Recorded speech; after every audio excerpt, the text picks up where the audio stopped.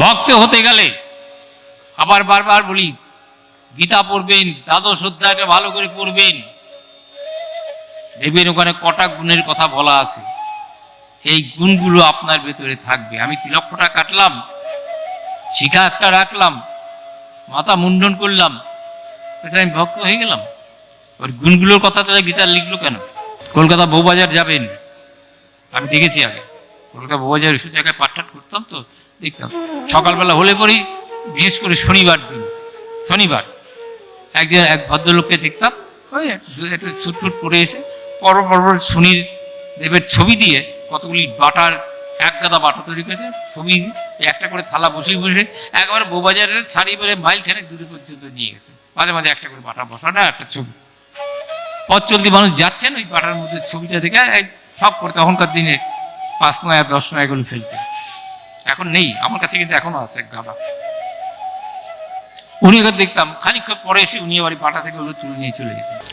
যেদিন আকাশে 7টি নক্ষত্র উঠবে, 7টি নক্ষত্রের জল, এক বিন্দু জল যেদিন ওই ঝিনুকের মুখে পড়বে, ওরা ওই জন্য হাঁ করে থাকে, সেই দিন যখন এক বিন্দু জলের জন্য আকাশ থেকে ঝরে পড়বে, পড়বেই 7টি নক্ষত্র ঝিনুকের মুখে যখন পড়বে, ঝিনুক কি করে, মুখটা বন্ধ করে একেবারে অতল তলে তলিয়ে যায়, আর কিন্তু ওঠে না।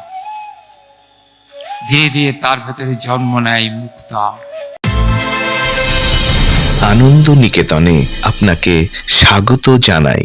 ভিডিওটি ভালো লাগলে ভিডিওটিতে একটি লাইক, কমেন্ট ও শেয়ার করবেন এবং সাবস্ক্রাইব করে পাশে থাকবেন। গৌর সুন্দর যেমন করে বলাবেন তার কথা আমাকে, তেমনি একটু নিবেদন করে যাই। কারণ আমাদের তো সেই মাঝে মাঝে দেখবেন বলিও, সেই রবি ঠাকুরের সেই কবিতা, কি পাই কি জমা করি, কে দেবে কি দেবে, দিন নিচে কেটে যায় এই ভেবে ভেবে, চলে তো যেতেই হবে, কি যে নিয়ে যাব, বিদায় নেবার আগে এই কথা ভাবো, কখন আছি কখন নেই,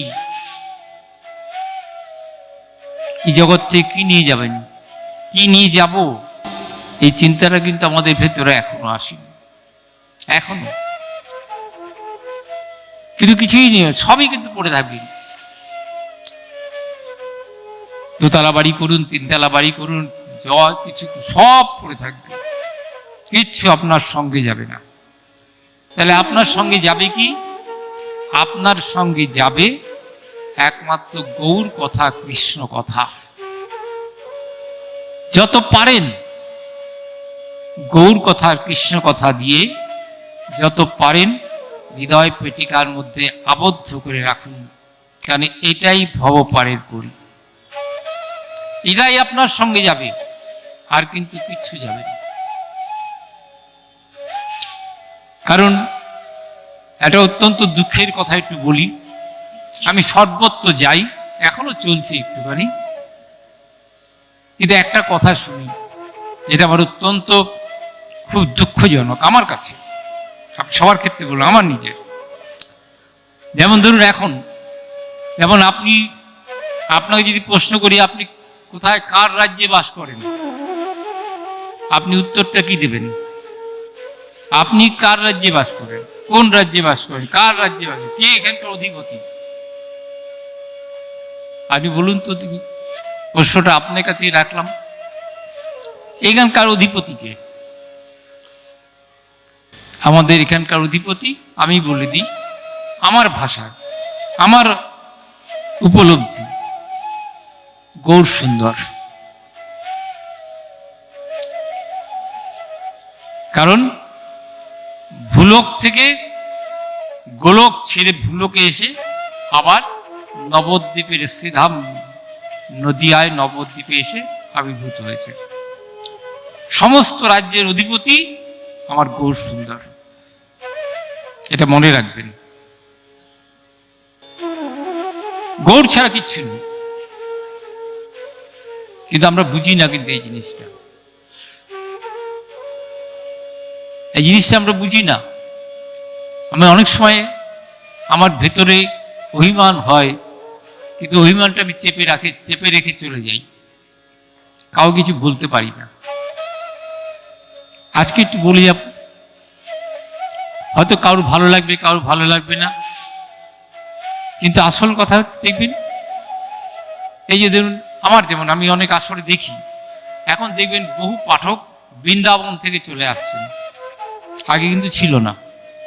এবার বৃন্দাবন থেকে এসে দেখবেন তারা গৌর কথা খুব কম বলেন, তারা রাধা গোবিন্দ যুগলের কথাই বলেন, তাদের প্রেমের কথাই বলেন। তারপরে পাঠ শেষ হোক বা কিছু হোক, রাধে রাধে বলে নৃত্য করতে আরম্ভ করলো। আপনিও কিন্তু শুরু করলেন, তাহলে আমার গৌর সুন্দর কি করলেন? আপনি তো এখানকার অধিপতি, উনি কোথাকার অধিপতি? উনি কিন্তু বৃন্দাবনের উত্তরপ্রদেশে। আপনি জগন্নাথ মন্দিরে উড়িষ্যায় গিয়ে, পুরীতে গিয়ে আপনি রাধে রাধে করুন, হবে না, ওখানে জগন্নাথ তার অধিপতি। এটা মনে বিশ্বাস করেন? যদি কেউ বলে না, ওই যে ওখান থেকে আসেন, এসে একটু রাধে রাধে করে নৃত্য করতে না করে তা খুব জোরে জোরে ঘাত বাজিয়ে কীর্তন নৃত্য করছে, ব্যাস আপনারাও সবাই দায়ী করছেন। কিন্তু আমার গৌর সুন্দর, তিনি তো এখানকার অধিপতি, তাকে কে স্মরণ করছে? তাকে তো বলে না। দেখবেন বৃন্দাবন থেকে যারাই আসেন তারাই দেখবেন রাধে রাধে রাধে রাধে করে।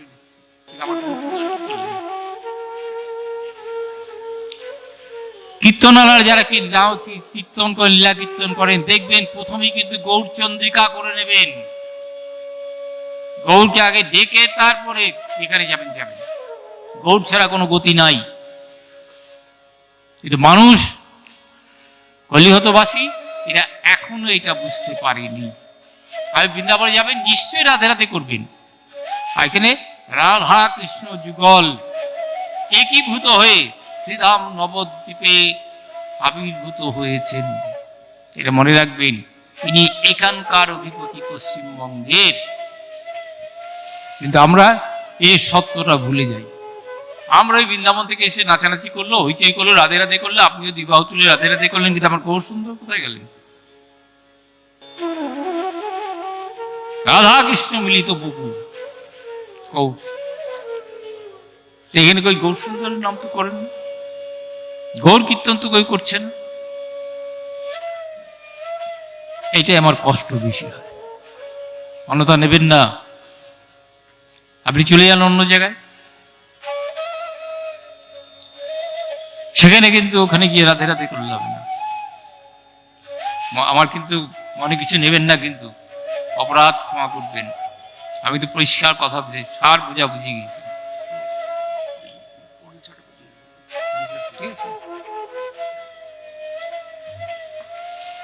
গৌরকে না ডাকলে, গৌরকে না স্মরণ করলে কিচ্ছু হবে না। যা কিছু করবেন সব গৌরকে স্মরণ করে। গৌর এই রাজ্যের অধিপতি, তাকে সর্বদাই স্মরণ করতে হবে। ওই কে এলো, ওখান থেকে এলো, সেখান থেকে এলো, আপনাকে রাধে রাধে বলে খানিকক্ষণ চেঁচামেচি করে গেল, নৃত্য করে গেল, খুব করে লাফালাফি করে না। আস্তে আস্তে ধীরে ধীরে অনুভব নিয়ে, খোল বাঁচিয়ে ধেই ধেই করলে হবে না, অনুভবটা নেবেন। অনুরাগী,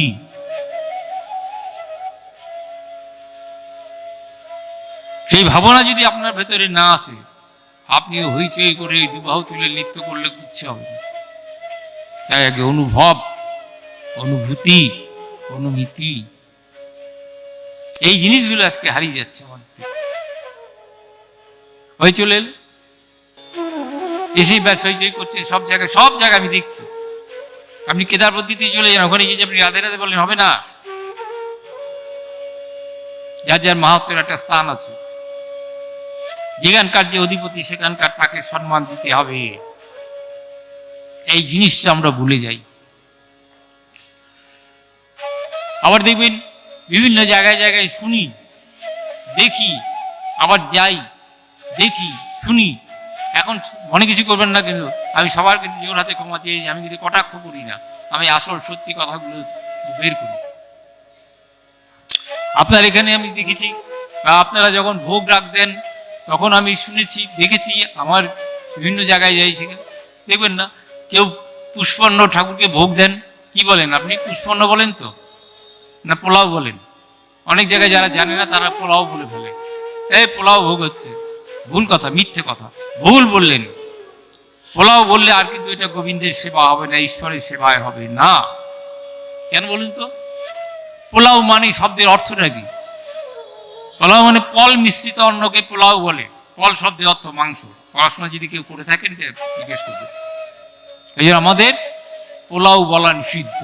ওটা ঠাকুরের ভোগ চলবে না, আপনি অপরাধী হয়ে যাবেন।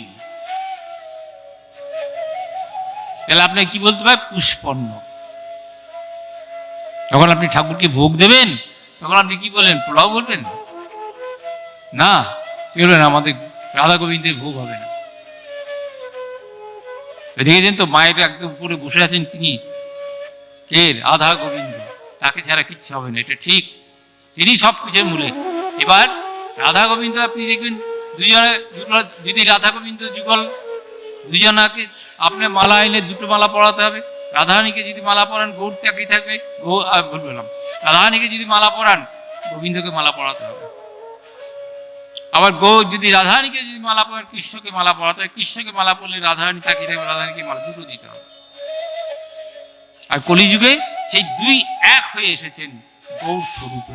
একটা মালা পরালেই দুজনা পরানো হয়ে যাবে। চিন্তা করেছেন তাহলে তিনি কত বড়? রাধা গোবিন্দ যুগলকে দুটো বাটা দিতে হবে, আপনি একটা বাটায় গৌরকে দেবেন, হয়ে যাবে রাধা গোবিন্দ যুগলের সেবা। তাহলে সর্বত্র এখন দেখছি, সর্বত্র শুনছি, এখন আবার নূতন আঙ্গিকে আবার ঠাকুরকে ভোগ দিচ্ছে। কি ভোগ দিচ্ছে জানেন? মনে কিছু করবে না, আবার কিন্তু হাত জোর করে ক্ষমা চাইছি, আর কাউকে কিন্তু দুঃখ দেওয়ার জন্য বলি না। এখন বেশিরভাগ দেখবেন আমাকে এক জন্য প্রশ্ন করেন, সব ফেসবুক দেখে দেখে, ফেসবুকে এইটা ওটা দেখছে না, সেইটাই প্রশ্ন আসছে, সেইটাই। এখন গোপালকে বা দেবতাদের এখন বিরিয়ানি ভোগ দিচ্ছেন। অনতা নেবেন না আমার কথাটা, কিন্তু আমি কিন্তু আগেই হাত জোর করে ক্ষমা চেয়েছি। বিরিয়ানি শব্দটা কোথা থেকে পেলেন? বিরিয়ানি শব্দ কিন্তু আমাদের নয়, ভারতের নয়, এটা বিদেশি শব্দ, জানেন? এখন মানুষকে এমন ভাবে পাজল করছেন, সবাই গোপালকে গোবিন্দকে বিরিয়ানি করে বিরিয়ানি ভোগ দিচ্ছে। আরে বিরিয়ানি বললে কখনই ঠাকুরের ভোগ হবে না, এটা জানেন?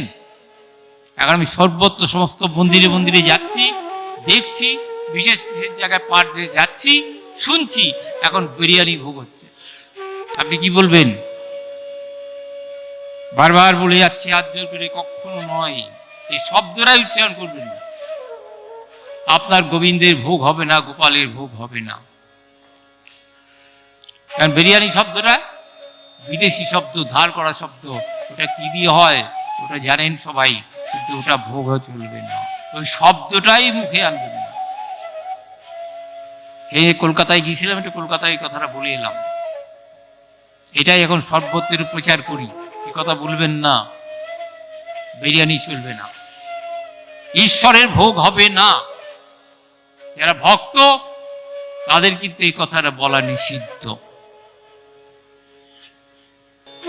সবাই বলছে না, বাইরে থেকে আসছে, ওখান থেকে আসছে, সেখান থেকে আসছে, এই বিরিয়ানি, গোপালের বিরিয়ানি ভোগ হচ্ছে। আপনি যাবেন, এখানে বিরিয়ানি রান্না করছে, ওখানে রান্না হচ্ছে, ওখানে রান্না হচ্ছে, এ বিরিয়ানি করে গোপালের ভোগ দিচ্ছে, ও গোপালে গাল টিপছে, ও পরীক্ষার হলে গিয়ে গোপালকে নিয়ে বসছে, ও ওইখানে গিয়ে গোপালকে নিয়ে, এইগুলো কি খেলা নাকি? সেদিনকে এক জায়গায় গিয়েছি, ক্যাডবেরি ভোগ দিচ্ছে গোপালকে, আপনি আশ্চর্য হয়ে যাবেন। লজেন্স ভোগ দিচ্ছে, উনি চা খান বলে চা গোপালকে ভোগ দিচ্ছে।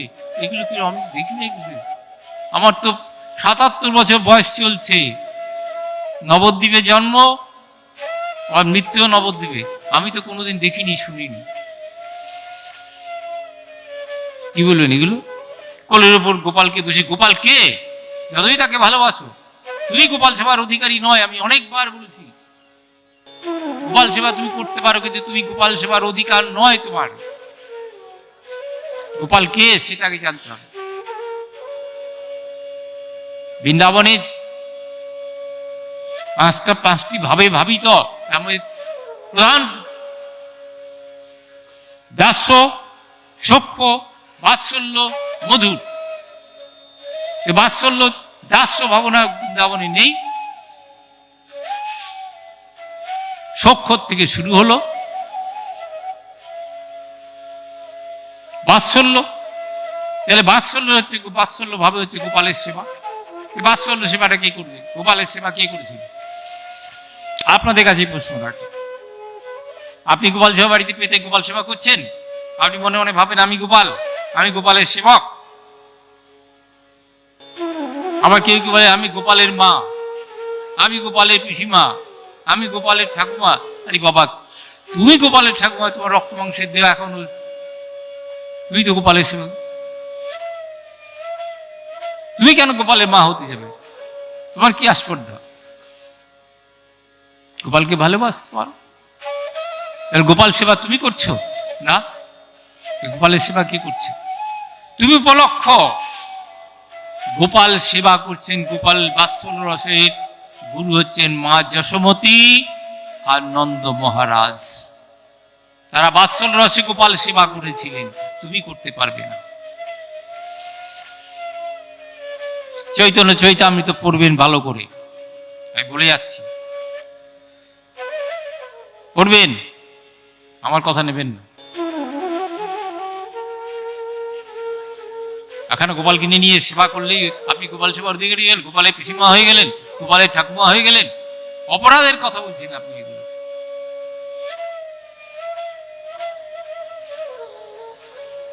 পারবেন না আপনি। কিন্তু আপনি গোপাল সেবা করছেন, মনে রাখবেন আপনি গোপাল সেবার অধিকার নয়। তাহলে গোপাল সেবা কি করছেন? আপনি করছেন। আপনাকে মনে রাখতে হবে আমি কিন্তু গোপাল সেবা করার যোগ্যতা আমার নাই। তাহলে গোপাল সেবার অধিকার কে? গোপাল সেবার অধিকারী একমাত্র মা যশোমতী নন্দ মহারাজ। তাহলে আপনি যে গোপালের চরণে তুলসী দিচ্ছেন, ফুল দিচ্ছেন, তাহলে আপনি কে? মনে রাখতে হবে এইখানেই হলো আমাদের ভজনের, ভজন ভজন করছেন না, এইখানে হলো ভজনের গুপ্ত কথাটা লুকিয়ে আছে। তার মানে আপনি নন, আপনি হচ্ছে সবসময় মনে রাখতে হবে আমি মা যশোমতীর কিঙ্করী, দাসী। কোর থেকে সেবা মা যশোমতী করছেন, নন্দ মহারাজ করছে, তাহলে আপনি, আমি তার দাসী, এগিয়ে পিছিয়ে দিচ্ছি। ব্যাপারটা বুঝতে পারলেন? এই ভাবনা নিয়ে আপনাকে গোপাল সেবা করতে হবে, বা মায়ের সেবা করুন, বা যুগলের সেবা করুন, যা সেবা করবেন সবসময় মনে রাখতে হবে আমি নই। আমি বৃন্দাবন থেকে এসেছি বলে আমি গোপালের সেবার অধিকারী? আমি বৃন্দাবন থেকে এসেছি বলে আমি কি যুগলের সেবার অধিকারী? ভুল, কারণটাই ভুল। আমি আবার বলে যাচ্ছি, চৈতন্য চৈতামৃত পড়বেন, ভালো করে পড়বেন, আপনি পাবেন। আমার কথাকে নেবেন না, আমিও মিথ্যা কথা বলতে পারি। এখন ভাগবত পাঠক সব মিথ্যা কথা বলে বেশি, অন্যথা নেবেন না। নেই বলে দিল অমুক জায়গায় আছে, আসল খুঁজে দেখা গেল নাই। আপনি যা পড়াশোনা করেন সেরকম, অন্যথা নেবেন না। কিন্তু বারবার কিন্তু বলে যাচ্ছে আমার কথাগুলো সর্বাংশে, আমি কিন্তু কটাক্ষ করি না, আমি পরিষ্কার কথাগুলো বলে যাই। আপনার একটা শ্লোক বলে দিল অমুক জায়গায় আছে, কোথায় পাবেন আপনি? বৈশ্ব পুরাণ কার কাছে আছে? 18 খানা পুরাণ কোথায় পাবেন? বিশ্ব পুরাণ আপনি কোথায় খুঁজে নেন না। আপনাকে সবসময় মনে রাখতে আমি নই। তাহলে গোপাল সেবা কে কে করছেন? ঠাকুমা, পিসিমা, দিদিমা নয়, আমি গোবিন্দের দাস, আমি গোপালের দাস। এইটাকে মনে রাখতে হবে। এইটা যদি আপনি মনে রাখতে পারেন তাহলে জানবেন আপনি গোপাল সেবা আপনার হলো। আর যদি আপনি মনে করেন আমি করছি, আমি গোপালের ভোগ লাগাচ্ছি, হলো না। এখনো দেখবেন যারা প্রকৃত ভক্ত, আর বলছি ভক্ত কথাটা কিন্তু অনেক দূর, প্রকৃত ভক্ত, প্রকৃত বোঝে একবার জন্মসূত্রে ভক্ত। ওই মাছ বসে এসে কপি নেটে মাছ বসে এসে একটু আমিষ আমিষ ছেড়ে দিয়ে একটু নিরামিষ ধরে গিয়ে আমি গোপালকে রান্না করে খাওয়াচ্ছি, ও সব সব ভুল।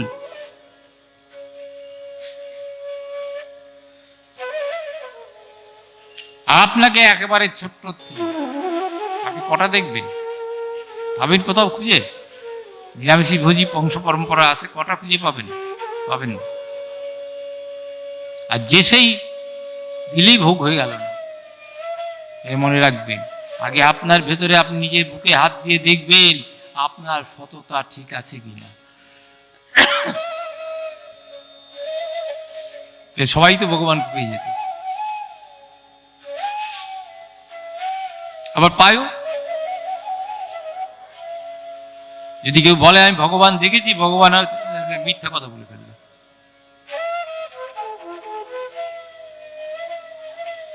এই জায়গাগুলোকে একটু ভালো করবেন, এগুলো পড়বেন।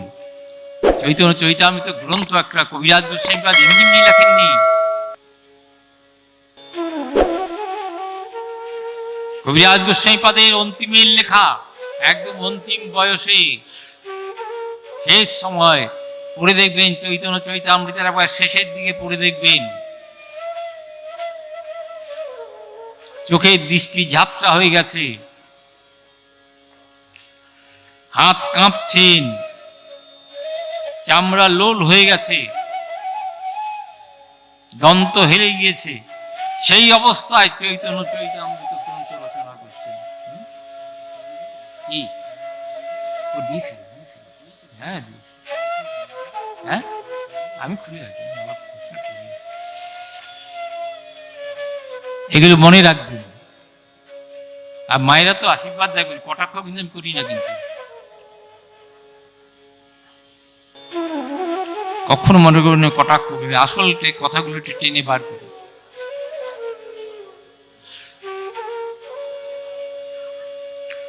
অনেক সময় দেখবেন না ভক্তের ভগবান, ভক্তের ভগবান না, কথাটা শুধু ভক্তের ভগবান নয়। ভক্তের ভগবান ঠিক, ভক্তের পক্ষপাতিত্ব একটু বেশি আছে, কিন্তু তিনি যেমন ভক্তেরও ভগবান, আবার তেমনি তিনি অভক্তেরও ভগবান। এটা মনে রাখবেন। ভক্তের যেমন ভগবান, অভক্তেরও ভগবান। তাই তো অভক্ত আর কোনদিন এই পথে আসবেই না। আমি তো ভক্তদের, ভগবান শুধু ভক্তের কৃপা করেন, তাহলে আমি তো অভক্ত, ভক্ত হতে পারিনি, তাহলে আমায় কৃপা করবেন না? নিশ্চয়ই। যারা প্রকৃত ভক্ত আপনি দেখেন, আমি নিজের কথাই বলি, আমার তো প্রায় ধরেন ৭৭ বছর হয়ে গেল,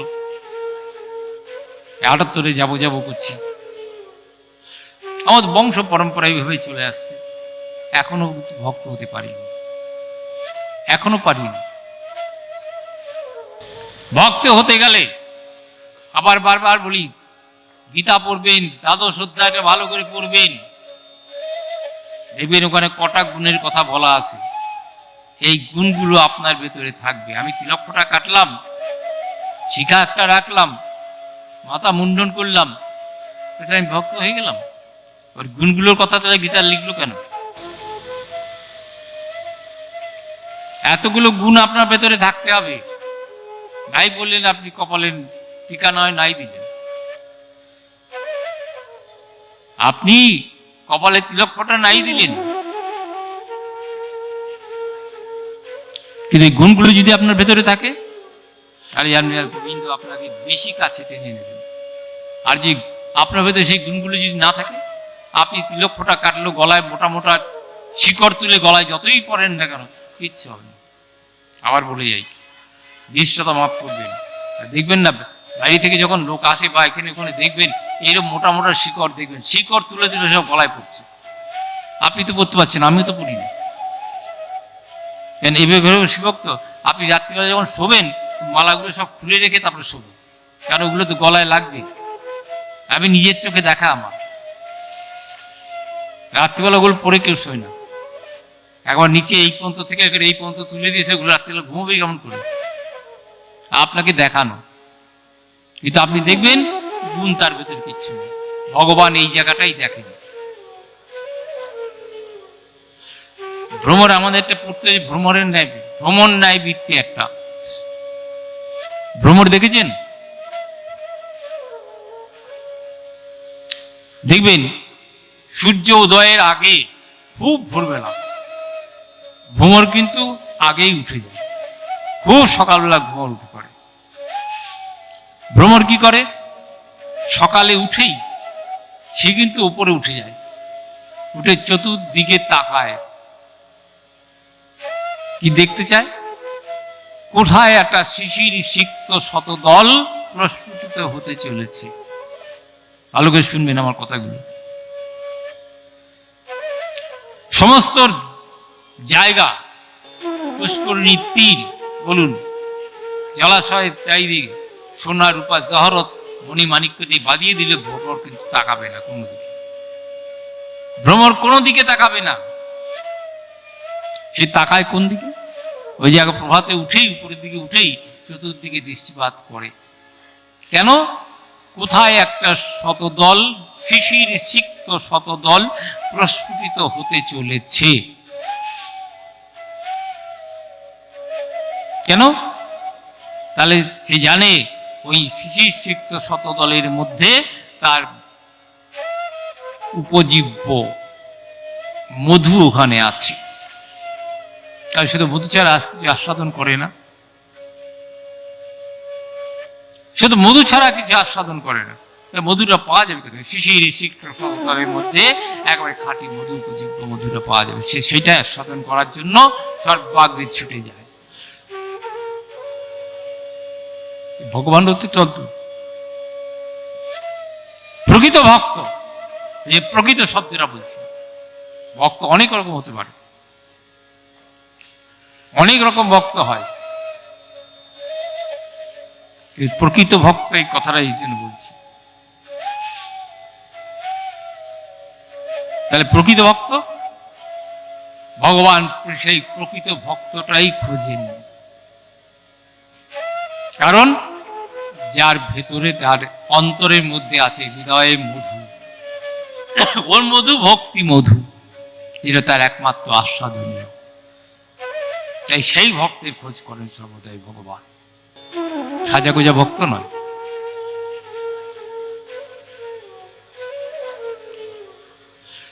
কারণ যার অন্তরের মধ্যে ভক্তি মধু লুকিয়ে আছে, তিনি সেই ভক্তি মধুকে আস্বাদন করবার জন্য বারে বারে ছুটাছুটি করে। এই ভক্তের কাছে ভগবান বাধা পড়ে।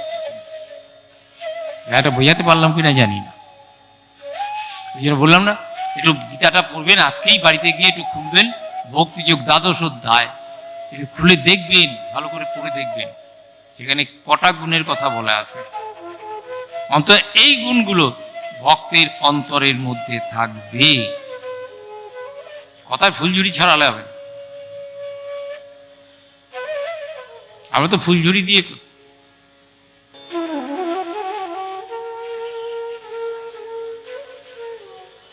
তাহলে ভাগবত যদি খোলেন, তাহলে ভাগবতে দেখবেন প্রথম অধ্যায়, ভাগবত পড়ে দেখবেন, সেখানে কিন্তু 46টা গুণের কথা বলা আছে। এখানে 26টা, ওখানে 46টা। এই 46টা গুণ আপনার ভেতরে থাকবে। ভগবান কি বাইরে সাজসজ্জা দেখতে আসেন?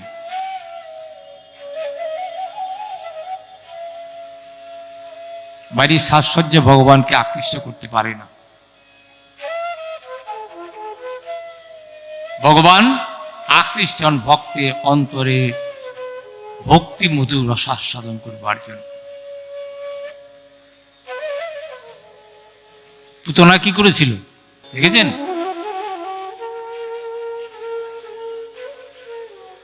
যখন পুতনা বধ লীলা দেখেছেন, গোবিন্দ পুতনা আসছেন অপ্সরা রূপ নিয়ে, সুন্দর রূপ নিয়ে সেজে এসেছেন, যেন কংস পীড়িত চর হয়ে এসছেন।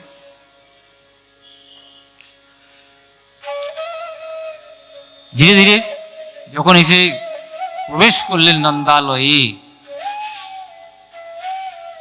মা যশোমতী গোপালকে শয়ন করে রেখেছেন বারান্দায়। তখনই প্রবেশ করছেন পুতনা, অপূর্ব সুন্দরী মাতৃরূপ নিয়ে প্রবেশ করছেন।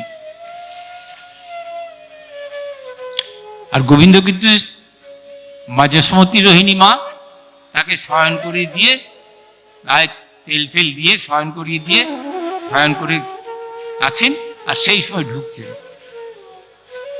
গোপাল কিন্তু দেখেছেন যে পুতনা ঢুকছেন, সঙ্গে সঙ্গেই চোখ দুখানাকে বন্ধ করে রেখেছেন, চোখটা বন্ধ করে ফেলেছেন। কারণ এই মুহূর্তে সে তো জানেন তার অন্তরের মধ্যে কি আছে, সে তো জিজ্ঞাসা বৃত্তি নিয়ে এসেছেন, সে তো জিজ্ঞাসা বৃত্তি নিয়ে এসেছেন। তাহলে এই মুহূর্তে যদি আমি গোপালের, এই মুহূর্তে যদি আমি তাকাই, তাহলে ধ্বংস হয়ে যাবে।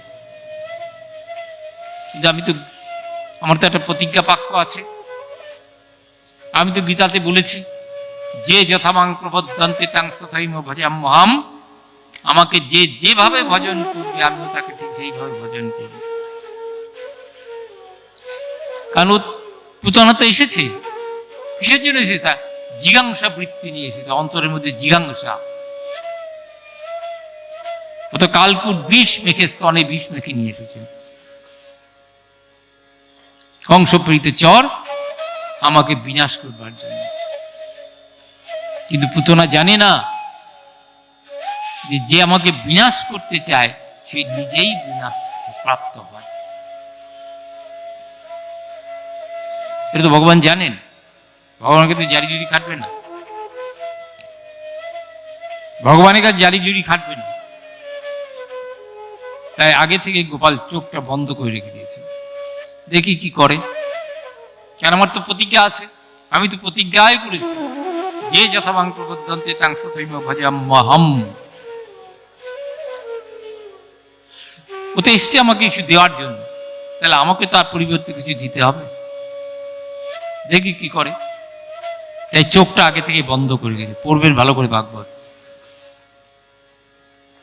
ধীরে ধীরে প্রবেশ করলেন মা যশোমতী, রোহিণী মা, তারও ছুটে এসেছেন। বাহ, সুন্দর স্বর্গে থেকে অপ্সরা নেমে এলেন, এসেই বলছেন, তোমরা কেমন মা গো? গোপালকে এভাবে শয়ন করে রেখে দিয়েছ। তাড়াতাড়ি গোপালকে কোলে তুলে নিলেন। রোহিণী মা যশোমতী মা দেখে, এই হলো প্রকৃত মা, দেখেছ? আমরা তো চিন্তাই করিনি। আর গোপাল মনে মনে চিন্তা করছেন, বেশ করেছ, আমায় কোলে তুলে নিয়েছ, তুমি যা ভাবছো আমি কিন্তু তা নই, আমি কিন্তু তা নই। একটু আড়াল হয়ে মা যশোমতী মনে করলেন, যাকে সত্যি প্রকৃত মা, আমরা মা হতে পারি না। আর পুতনা মনে মনে ভাবছেন, আমি যার জন্য এসেছি সেই কাজটা শুরু করি। একটু আড়াল হয়েই মা, কি মা রূপে যে রূপটা নিয়েছেন মা, দিকে সঙ্গে সঙ্গে একটু আড়াল হয়ে স্তনে যে কালকুট বিষ মাখিয়ে এনেছেন তা গোপালের অধরে তুলে দিলেন। আহ, এই জন্য বলছেন, কং দয়ালু শরণম, কাকে স্মরণ করবে? সঙ্গে সঙ্গে কি করলেন? বললেন, যারাও, আমার তো প্রতিজ্ঞা আছে, যে আমাকে একবার কোলে তুলে নেবে, সে আমাকে ছাড়তে চাইলো, আমি কিন্তু তাকে ছাড়ি না, আমি তাকে ছাড়ি না। গোপাল কি করলেন? এবার স্তন পান করতে শুরু করলেন। যা তক পান টান দিয়েছেন, আর পারছেন না পুতনা। সঙ্গে সঙ্গে তার উল্লুকের যে স্বভাব, সেই স্বভাবটা বেরিয়ে গেলেন। ছাড়ো ছাড়ো ছাড়ো, আর যন্ত্রণা টিকতে পারছে না। তখন তার আসল চেহারাটা বেরিয়ে এলেন। তখন পুতনা বারবার বলছে, ছাড় না, আমি একবার যাকে ছাড়ি, ধরি তাকে ছাড়ি। আমি প্রথমে দেখি ভক্তের বাইরের রূপটা, বাইরে কি আছে। যখন দেখি বাইরে কিছুই নেই, জিজ্ঞাসা বৃত্তি, তখন অন্তরটা দেখি। অন্তরে যখন দেখি, তখন তাকে যথার্থ গতি দিই। তাই দেখলেন, এই দেহে আর গোবিন্দ ভজন হবে না, গৌর ভজন হবে না। তাই কি করলেন? সঙ্গে সঙ্গে এমন ভাবে স্তন টান দিলেন, তার পঞ্চ বায়ু দূর চলে গেলেন। 10 যোজন দূরে গিয়ে ছিটকে পড়লেন পুতনা। জগৎকে দেখিয়ে দিলেন, আমাকে ফাঁকি দিলে তুমি ফাঁকি পড়ে যাবে, অতএব আমাকে ফাঁকি দেওয়া যাবে না, যে ভগবানকে ফাঁকি দেওয়া যাবে না। তাই ভক্তের ভগবান ঠিক কিন্তু অভক্তেরও তিনি ভগবান। মায়ের দুটি সন্তান, কখনই ভুল করবেন না। আমরাই ভগবানের সন্তান, ভক্তই ভগবানের সন্তান। যারা বহির্মুখ জীব, ভক্তি শূন্য জীব, তারা কি ভগবানের নয়? নিশ্চয়। ভক্তের জন্য ভগবান যত চিন্তিত নন, যত চিন্তা না করেন, অভক্তের জন্য বেশি চিন্তা করেন। এটা মনে রাখবেন। ভক্তের জন্য তিনি চিন্তা করেন, ওটা আমার ঠিক আছে। মায়ের দুটো সন্তান আছে, একটা সন্তান সুস্থ, মা কিন্তু সেই সন্তানের জন্য চিন্তা করেন এটা সুস্থ সন্তান। কিন্তু যেটা অসুস্থ, মা কিন্তু তার জন্য সর্বদাই চিন্তা করেন। দেখবেন তার জন্য বেশি চিন্তা করছেন। বিছানায় শুয়ে আছেন, চলতে পারছে না, ফিরতে পারছে না। অসুস্থ সন্তানের জন্য মার মনটা পড়ে থাকে। সুস্থ সন্তানটাকে দেখলে ভালো লাগে, কিন্তু অসুস্থ সন্তানটার জন্য তার প্রাণ কাঁদে, তার প্রাণটা কাঁদে। তাই বারে বারে ছুটে আসেন অসুস্থ সন্তানটাকে দেখবার জন্য। মা কি কিছু রান্না করছে, ফাঁকে ফাঁকে আবার এসছেন। যখন সময় পান, সারা রাত তার শিওরে গোড়ায় বসে বসে চোখের জলে বক্ষ বাজান আর বলেন, কবে ছেলেটা আমার সুস্থ হয়ে আমার গলাটা জড়ি ধরে মা মা বলে ডেকে উঠবে। সেই দিনের অপেক্ষা করেন মা। ঠিক তেমনি ভগবানও ঠিক তদ্রূপ। সুস্থ সন্তানকে দেখলে তার ভালো লাগে, চিন্তা করেন ওটা সুস্থ। কিন্তু যেটা অসুস্থ সন্তান, বহির্মুখ জীব, তার জন্য ভগবান সর্বদাই চিন্তা করেন কবে সে সুস্থ হয়ে একবার হা গৌর গোবিন্দ বলে তার চরণ দুখানাকে চেপে দেবে। সেই দিনের অপেক্ষায় ভগবান থাকেন। এই জন্য সুস্থের জন্য চিন্তা করেন না, অসুস্থের জন্য ভগবান সর্বদাই চিন্তা করেন।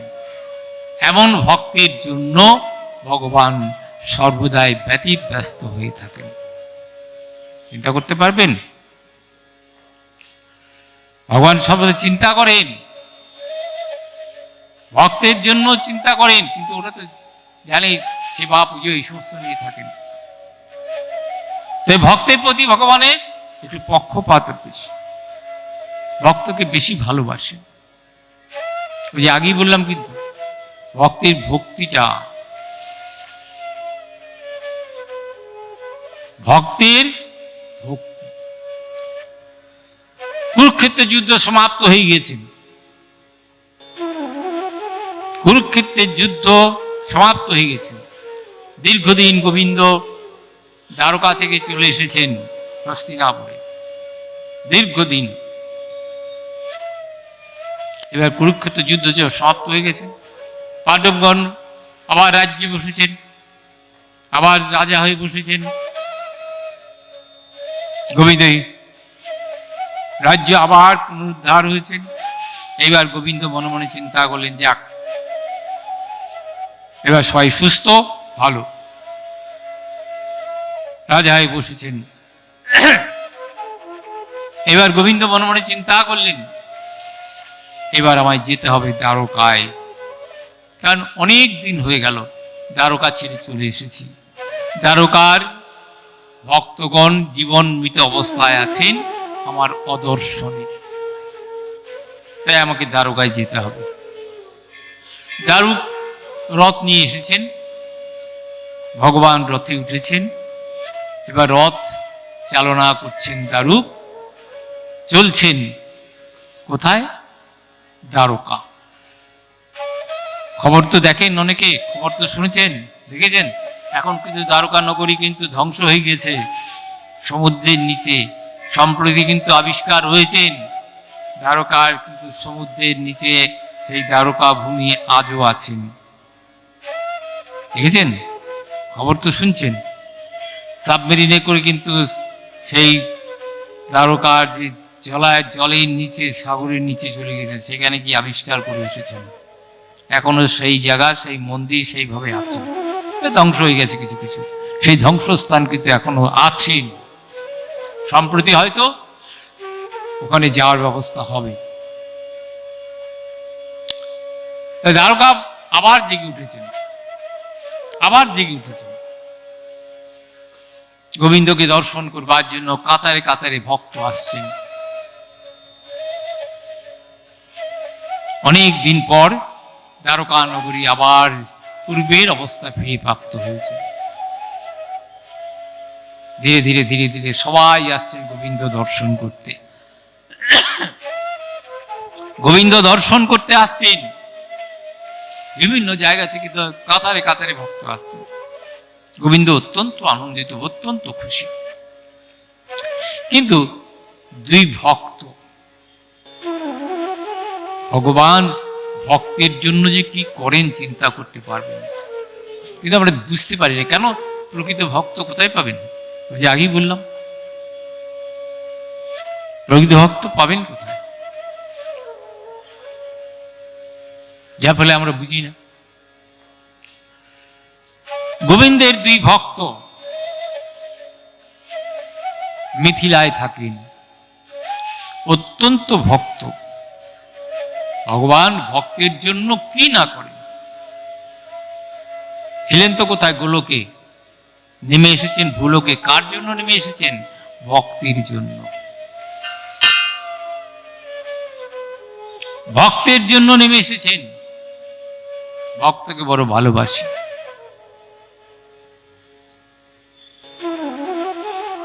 দুই ভক্ত মিথিলায়, রাজা বহুলাস্য আর দীন দরিদ্র ব্রাহ্মণ স্তুতদেব, এরা দুজনেই গোপাল সেবা করেন। একজন রাজা বহুলাস্য, মিথিলা রাজা বহুলাস্য। বুঝতেই পারেন, রাজা, তার রাজগৃহে বিরাট মন্দির, সেখানে গোপাল প্রতিষ্ঠিত। গোপালের সেবা করেন রাজা, দিনাতি দিন ভাবে থাকেন। রাজা হলে কি হবে? তিনি জানেন এগুলো আমার নয়, সব প্রজাদের। গোপালের সেবা নিয়ে থাকেন, বড় ভালোবাসেন গোপালকে। গোপাল, আমি তোমার সেবা করতে পারি না, আমি অধম সন্তান তোমার। বড় দৈন্যতা। এই দৈন্যতাটাই হচ্ছে, মনে রাখবেন, ভজন। যে আমরা বলি না, কি ভজন করছি, কি ভজন করছি। ভজন আর কিছু না, দৈন্যতা, বিনয়, এগুলো হচ্ছে ভজন।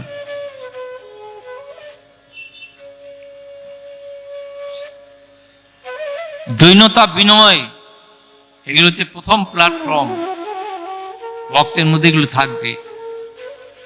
তুমি এক গালে চাটি মারো, আমি আরেক গাল পেতে দেবো। দৈন্যতা, বিনয় পাবেন না আজকে, এসব পাবেন না।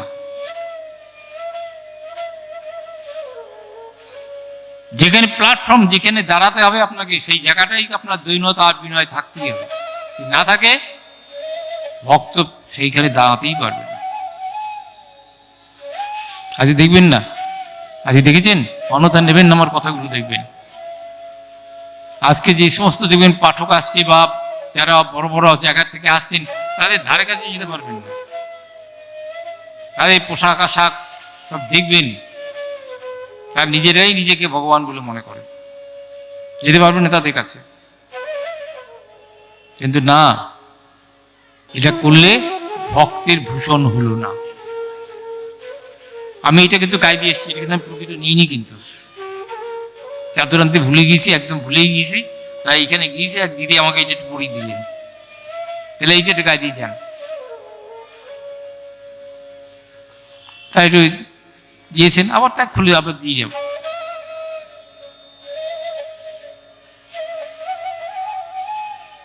দৈন্যতা, বিনয়, এগুলো ভক্তের প্রধান ভূষণ থাকবে। আমি কিচ্ছু না, আমি কিচ্ছু জানি না। যদি কোনোদিন পান, এসব গ্রন্থগুলো এখন তো পুনরায় হচ্ছে না। সনাতন গোস্বামী পাদে বৃহৎ ভাগবতামৃতম বলে যাচ্ছি আপনাকে, যদি পান, পড়বেন, একটুখানি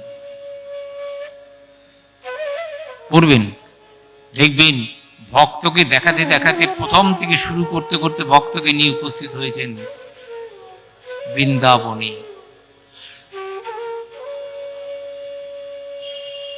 গঙ্গার তীরে এসেছেন, দেখছেন জনকে ভক্ত গঙ্গার ধারে নিপুণ করছেন। তখন সেই আরেক ভক্ত বলছেন, দেখেছ কি ভক্ত, দেখো গঙ্গার ধার কি সুন্দর করে লেপে দিচ্ছেন গঙ্গা দেবীর উদ্দেশ্যে। এর মতো ভক্ত হয় না। তাকে গিয়ে প্রণাম করে বলছেন, আপনার মতো ভক্ত হয় না। বললো, না না না, আমি ভক্ত নই, আমি ভক্ত হতে পারিনি, ভক্ত হওয়ার যোগ্যতা নেই আমার। যদি ভক্ত দেখতে হয় অমুক জায়গায় রাজাকে দেখে আসুন। এরম করতে করতে নিয়ে একবার বৃন্দাবনে নিয়ে গেছেন, গোপীগণের চরণে নিয়ে স্থান দিয়েছেন। দেখো ভক্ত কাকে বলে। ভাগবতামৃতম পাবেন না এই সমস্ত গ্রন্থগুলো।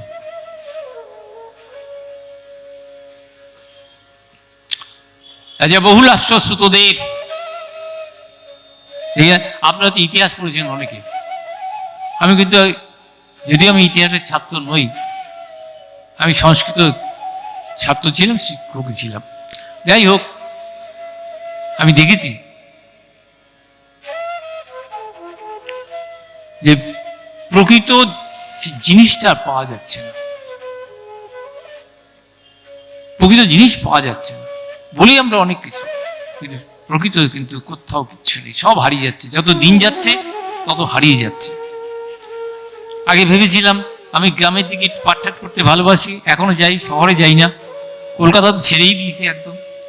গ্রাম ভালো লাগে, এখনো ভালো লাগে, যাই, কিন্তু এখন দেখছি সেইখানে শহরের ছোঁয়া এসে গেছে। যারপরে আর সেই গ্রাম আর খুঁজে পাওয়া বড় মুশকিল। আচ্ছা, শহরের ছোঁয়া এসে গেছে সর্বত্র। যাক, রাজা বহুলাশ্ব মনে মনে চিন্তা করছেন, গোপাল তুমি এসেছো গোবিন্দ রূপে দ্বারকায়, একবার তোমাকে দর্শন করে আসি। এখানে তুমি আমার গৃহে আছো, তবু একবার তোমাকে দর্শন করে আসি। অনেক দিন হলে তুমি দ্বারকায় এসেছো, একবার তোমাকে দর্শন করতে যাব। অপরদিকে সুতদেব দীনদরিদ্র ব্রাহ্মণ মিথিলার এক বনের মধ্যে একটা কুটির করে নদীর জল, বনের ফল দিয়ে তিনি তার গোপালের সেবা করেন। তিনিও মনে মনে বলছেন, গোপাল তোমাকে একবার দর্শন করতে যাব দ্বারকায়, তুমি একটু অনুমতি দাও। নির্দিষ্ট একটা দিন ঠিক করলেন। রাজা বহুলাশ্ব, সুতদেব, কেউ কিন্তু কাউকে জানে না, দুজনাই কিন্তু গোপালের সেবক, অন্তরঙ্গ সেবক। অন্তরঙ্গ শব্দের অর্থ কি জানেন তো? যিনি গোপালের অন্তর বুঝে, গোবিন্দের অন্তর বুঝে যিনি সেবা করেন। আমার চাউমিন খেতে ভালোবাসবে, গোপালকে চাউমিন করে খেতে দিলাম, ভুল হলো, আপনার ভুল হয়ে গেল। গোপাল কিন্তু এইসব খায় না। মনে কিচ্ছু করবেন না, কিন্তু আমার কথাগুলো কিন্তু এখন মানুষকে দেখি তো চাউমিন করে দিচ্ছে।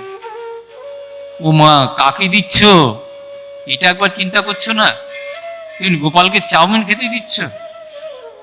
না না না, এই বললেন একটু আগে ক্যাডবেরিটা বানাচ্ছ, কি করে বানাচ্ছে তোমার সেই চিন্তা নেই? ওই যে এর আগে এসে বলেছিলাম না, লক্ষ্মী পুজো দেখেছেন তো, এখনকার মায়েরা আর নাড়ুমা তৈরি করতে পারছে না লক্ষ্মী পুজোয়। ওসব উপবাস করে এসব করতে পারবো না। এখন বাজারে এখন প্যাকেটিং করে নাড়ুমা বিক্রি হচ্ছে, তাই দিয়ে লক্ষ্মী দেবী খেলে খাও, না খেলে বাড়ি যাও। দেখবেন বাজারে এখন নাড়ুমা সব বানানো হচ্ছে, সব তৈরি হচ্ছে। প্রকৃত যিনি লক্ষ্মী, আজকে বৃহস্পতিবার না, অনেক বাড়িতে লক্ষ্মী পুজো হয়তো দেখবেন।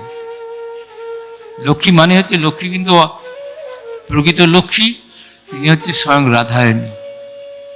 আপনারা জানেন কি, আমি এখানে পাঠটাট করেছি এই প্রসঙ্গ নিয়ে। লক্ষ্মী আর রাধারানীর তফাৎ কিছু নাই। আর আপনি যদি ধনের লক্ষ্মী পূজা করতে, আমার ধন বৃদ্ধি পাক, তাহলে আলাদা, তাহলে বিশ্বর ঘরণী, তাহলে সেই লক্ষ্মী অর্চনা আপনার হবে না। ও লক্ষ্মী আলাদা, আর এই লক্ষ্মী আলাদা। যিনি রাধারানী তিনি লক্ষ্মী, যিনি লক্ষ্মী তিনি রাধারানী, যিনি নারায়ণ তিনি গোবিন্দ, যিনি গোবিন্দ তিনি নারায়ণ। তফাৎ কিছু নেই, শুধু রসের তফাৎ, মনে রাখবেন।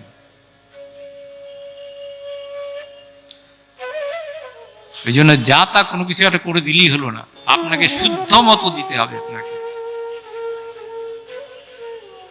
যাক,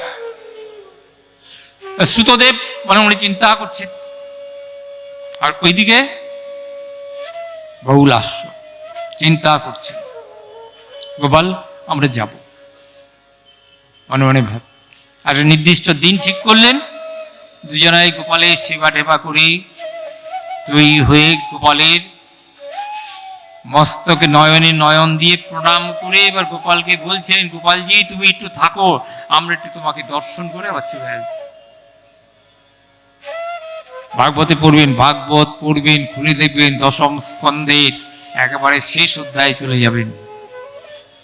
আমার কথা না কিন্তু, সত্যে সত্যে দেখিয়েছেন ভক্তের চরিত্রগুলোকে, যে সেই ভক্ত কোথায় হতে পারে, 3 লক্ষ টাকা কাটলেই ভক্ত হয়ে গেল, শিকার একটা ডাকলেই নাচালেই হয়ে গেল, অত সস্তা না।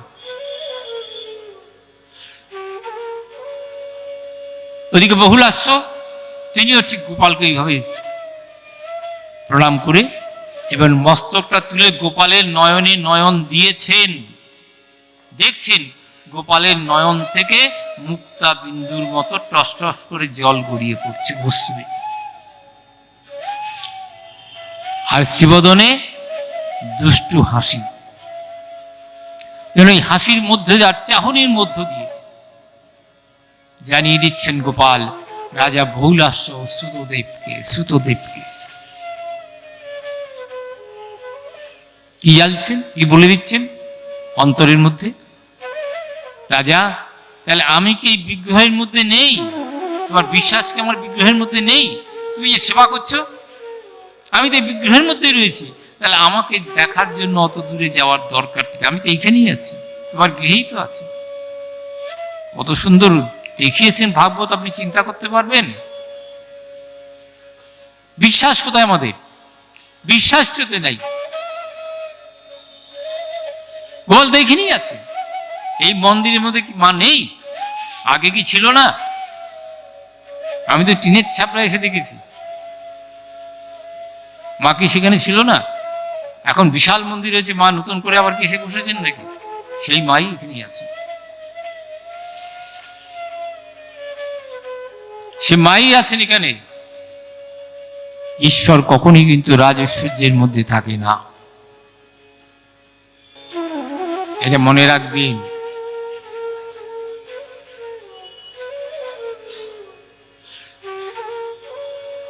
ঠিক 2 রকম, এদিকে বহুলাস্যকে জানাচ্ছেন, অপরদিকে সুতদেবকে জানাচ্ছেন। তাহলে বিশ্বাস হয় না আমি তোমার বিগ্রহের মধ্যে আছি? এই বিগ্রহের মধ্যে তো আমি আছি, আমাকে দেখার জন্য অত কষ্ট করে অত দূরে যাওয়ার দরকারটা কি আছে? রাজা আমি এখানেই আছি, সুতদেব আমি এখানেই আছি, তোমার এই বিগ্রহের মধ্যে আছি। চমকে উঠলেন রাজা বহুলাস্য, চমকে উঠলেন সুতদেব। ঠিকই তো, এই সত্যটা আমি এতদিন পর্যন্ত জানতে পারিনি। দুনয়ন থেকে শ্রাবণের ধারার মতো অশ্রু গড়িয়ে পড়ছেন। এবার সুতদেব বলছেন, বহুলাস্য বলছেন, গোপাল যাব না, তোমার সেবা ছেড়ে যাব না, তুমি তো এখানেই আছো।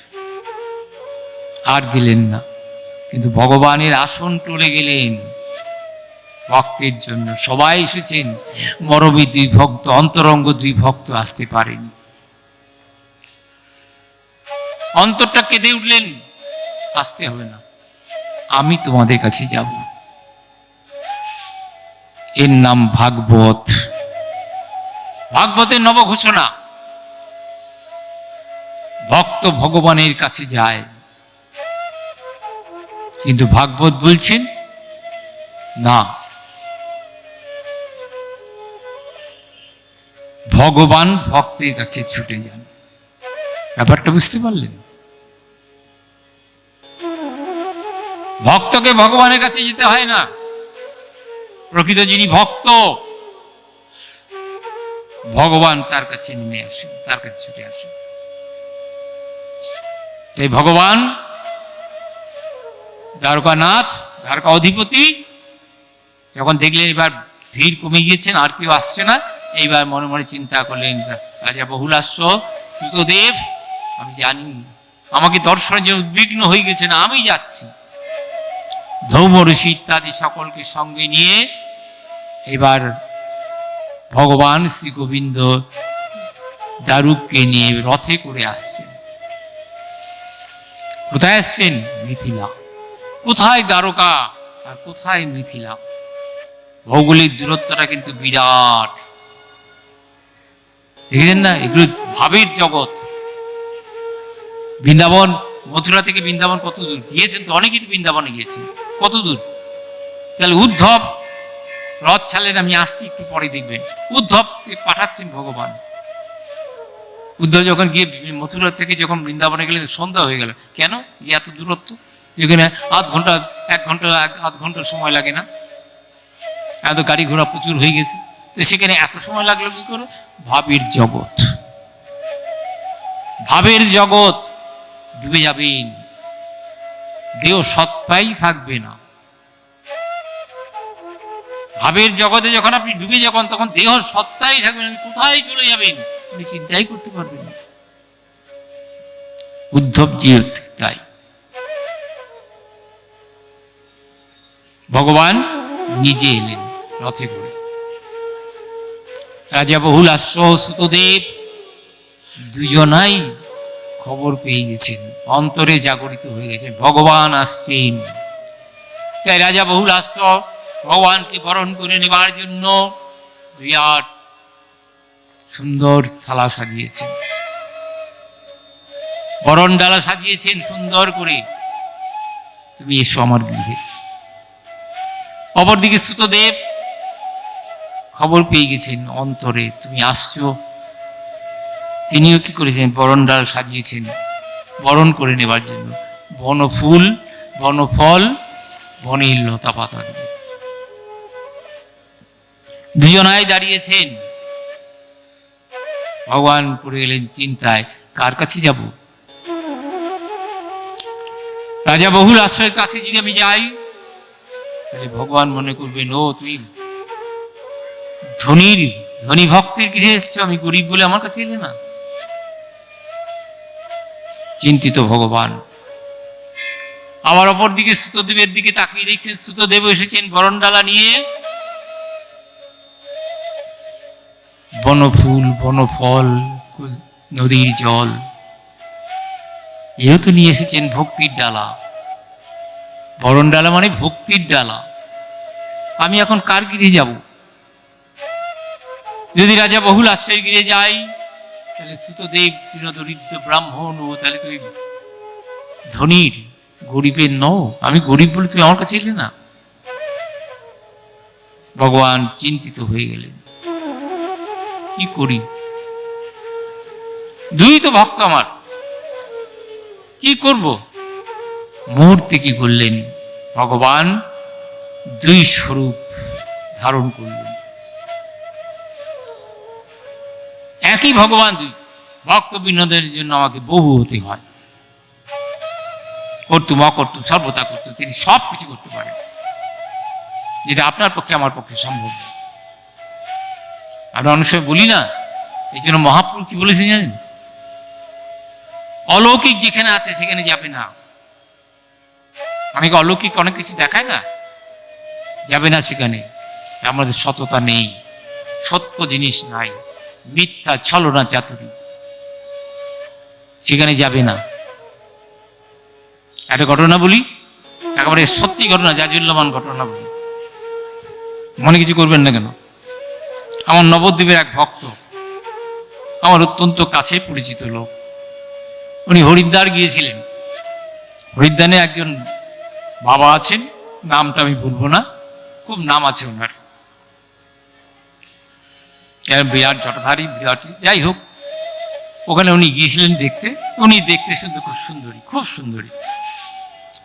তা উনি এত হাজার হাজার লোক থাকে, ওনাকে কিন্তু ওই লোকের বাস থেকে ওনাকে ডেকে নিলেন।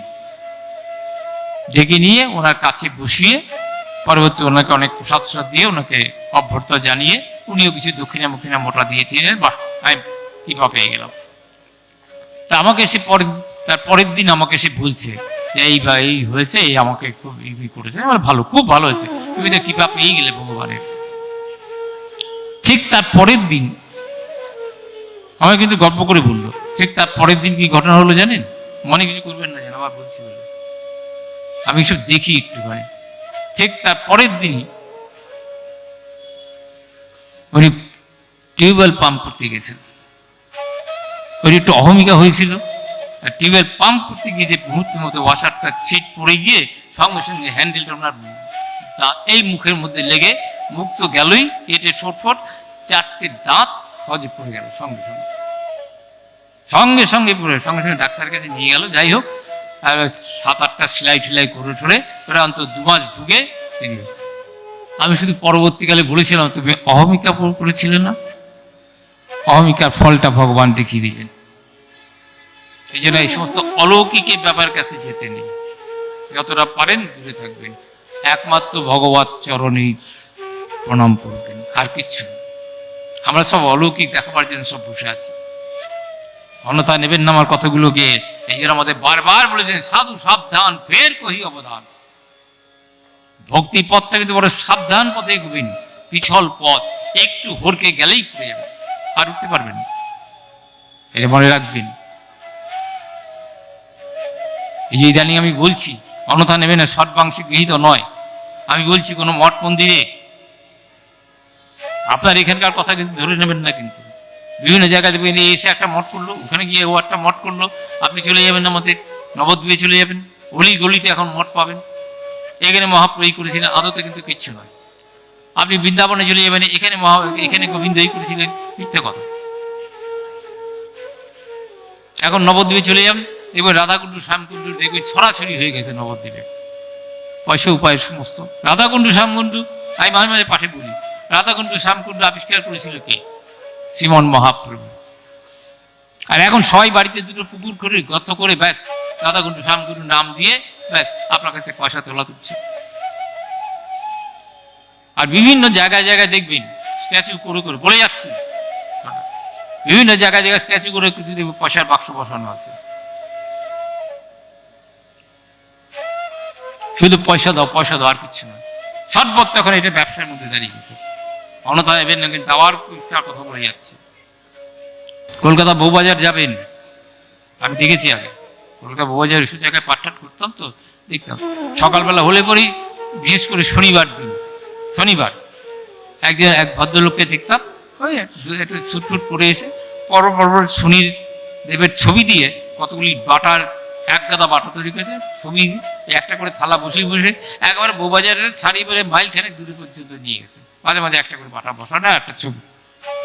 পথ চলতি মানুষ যাচ্ছেন, ওই বাটার মধ্যে ছবিটা দেখে সব করে, তখনকার দিনে 5 নয়া 10 নয়া এগুলো ফেলতে, এখন নেই, আমার কাছে কিন্তু এখনো আছে এক গাদা। উনি এবার দেখতাম খানিকক্ষণ পরে এসে উনি আবার বাটা থেকে ওগুলো তুলে নিয়ে চলে যেতেন, আবার খানিকক্ষণ বসে আবার নিয়ে যেতেন। এখন বর্তমানে আমাদের হয়ে গেছে এইরকম, সব ব্যবসার মধ্যে এসে দাঁড়িয়েছে। এক গাদা দেখবেন স্ট্যাচু তৈরি হবে, জায়গায় পুরো করে দেবে পয়সার বাক্স। চলে যান আপনি নবদ্বীপের কথাই, আমি নবদ্বীপের ছেলে হয়েই বলছি, হয়তো আর কদিন পরে হয়তো থাকবো কিনা, চলে যাবো, সত্যি কথাটা বলে যাই। ওই জন্য অনেক কিন্তু আমার উপর খাপ্পা, নবদ্বীপের লোক কি বলছি, এই একবার তাজা কথা বলে দেয়। আমি প্রকৃত সত্যি কথা বলি, প্রকৃত সত্য কথা বলি। আজকে তো সব জায়গায় লিফট হয়ে যাচ্ছে, দেখবেন পয়সার এত হয়ে গেছে, লিফট হয়ে যাচ্ছে সব জায়গায়, ভক্তরা লিফটে করে উঠছে, লিফটে করে নামছে, সব হয়ে গেছে। ভগবান ভক্তের মনোরঞ্জনের জন্য তিনি 1 থেকে 2 হয়ে একই সময়ে দুজনার গৃহেই গেলেন, জগৎকে দেখিয়ে দিলেন ভক্ত আমার কাছে অনেক বড়, মদ ভক্ত পূজা অভ্যধিকা। এই জন্য আমার পূজা করার আগে যদি আমার ভক্তের পূজা করেন, আমি খুশি হই সবচাইতে বেশি। আর যে ভক্তের পূজা না করে যদি আমার পূজা করে, তাহলে জ্বলন্ত অগ্নি নিক্ষেপ করলে যে অবস্থা হয়, আমারও ঠিক তদ্রূপ অবস্থা হয়। তাহলে সেই ভক্ত চিন্তা করেছেন, সেই ভক্ত যেন ভগবান ছুটে এসেছেন,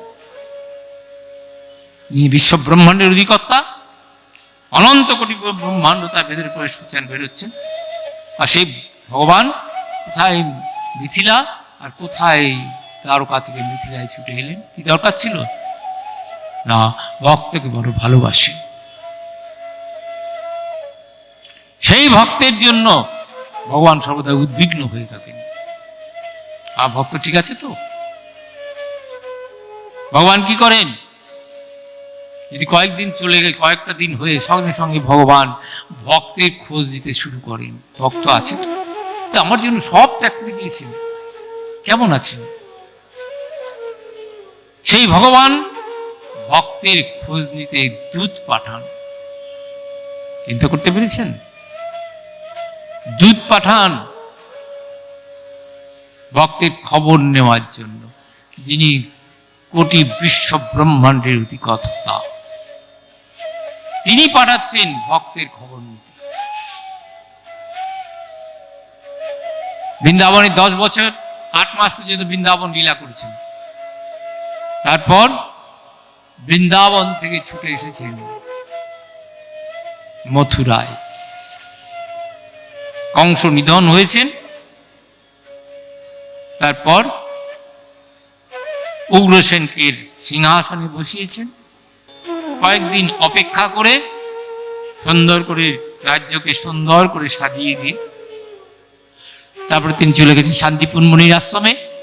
সেখানে গিয়ে বিভিন্ন শাস্ত্র অধ্যয়ন করে তারপর ভগবান চলে গেলেন রাজা হয়ে দ্বারকায়। মথুরাতে যতদিন ছিলেন, একদিন চন্দ্রশালিকার উপর উঠেছেন। কুলুকুলু রবে বয়ে চলেছেন যমুনা। সেই কুলুকুলু ধ্বনির মধ্যে মনে পড়ে গেলেন, দীর্ঘদিন হলো বৃন্দাবন ছেড়ে চলে এসেছি। বৃন্দাবনের আমার স্বজনগণ কেমন আছেন? চিন্তা করতে পারেন? আমার স্বজনগণ কেমন আছেন? গচ্ছোদ্ধব পুজো সৌম্য পিতৃনা পিতিমাবহম। উদ্ধবকে ডাকলেন। শ্রবণে বরিশার মতো অস্তু বরিশন হচ্ছেন, সে মতো অবস্থায় ভগবান উদ্ধবকে ডাকলেন। উদ্ধব, একবার তোমাকে বুঝে যেতে হবে। উদ্ধব তাকিয়েছেন ভগবানের দিকে। দুটি ছল ছল নেত্রী ভগবানের দুনয়ন থেকে অশ্রু গড়াচ্ছেন। বলুন উদ্ধব, তোমাকে এখনই বৃন্দাবনে যেতে হবে। দুটো পথ আছে, কোন পথ দিয়ে যাবে? একটা একটু ঘুর পথ, আর একটা সোজা পথ, সোজা বৃন্দাবনে চলে যাবে। আর ঘুর পথ দিয়ে যদি যাও রথ নিয়ে, তাহলে আমার লীলাস্থলীগুলি দর্শন করতে করতে যেতে পারবে। বলো উদ্ধব, কোন পথে যাবে? কিন্তু আমাকে তাড়াতাড়ি খবর দেবে। গচ্ছোদ্ধ পুজো সৌম্য পিতৃনা পিতিমা। এখানে উল্লেখ করলেন কার কথা? আমার পিতা মাতাগণ আছেন, আমার জন্য উদ্বিগ্ন হয়ে আছেন। আর উজ্জ্ব রাখলেন, পিতা মাতাগণও আছেন। কারা আছেন? আমার মরমী, এটা বলতে পারলেন না উদ্ধবকে। কে? আমার ব্রজদেবীগণ। তারাও আছে, তাদের সংবাদ পাচ্ছি না। যারা সমস্ত কিছুকে পরিত্যাগ করে কুল শীল মাল মান সমস্ত কিছু দুর্ভিত পতি পুত্র স্বজন সব ছেড়ে দিয়ে তারা আমার চরণে এসে দাসী হয়েছে। আর আমি তাদের বাঁশি মালার মতো ছুঁড়ে দিয়ে আমি চলে এসেছি বৃন্দাবন ছেড়ে মথুরায়। পারছি না, পারছি না। তাই এই মুহূর্তে তুমি একবার বৃন্দাবনে যাও। একবার দেখেন না, একটা গান আছে না, একবার বুঝে চলো, একবার বুঝে চলো। এটা কোন গান? কিসের গান? রথযাত্রার পূর্বের গান। রথটা কি? মন্দির থেকে রথ বেরোয়। রথটা কি? রথটা আর কিছু নয়। সেখানে বসে আছেন সবাই। আপনারা তো রথযাত্রা শুনেছেন, তো নিশ্চয়ই পাঠ হয় এখানে, শুনেছেন অনেক কিছু। রথযাত্রা মানেই হচ্ছে আর কিছু নয়, দীর্ঘ বিরহের পর আবার আনন্দের ছোঁয়া। কিসের বিরহ? জগন্নাথ প্রভু চলেছেন রথ কোথায়? বৃন্দাবনে। রাধারানীর আর গ্রহ সম্মেলন হয়েছিলেন কুরুক্ষেত্রে, সেখানে সারা বিশ্ব থেকে স্নান করবার জন্য এসেছেন। গোবিন্দ যাচ্ছেন, দ্বারকায় রাজা তিনিও আসছেন। বহু লোকলস্কর, বহু সৈন্য সামন্ত, অশ্ব সব কিছু নিয়ে আসছেন। শ্রীমতী রাধারানী তার অষ্টসখী নিয়ে তিনি এসেছেন। অনেক দিন হলো প্রাণবধূ আর দর্শন পাই না, যদি একবার দর্শন পেতাম। এই আশাতে কুরুক্ষেত্রে এসেছেন এই স্নান করার জন্য। উদ্দেশ্য স্নান নয়, উদ্দেশ্য যদি একবার প্রাণবধূকে যদি একবার চোখের দর্শন করতে পারত।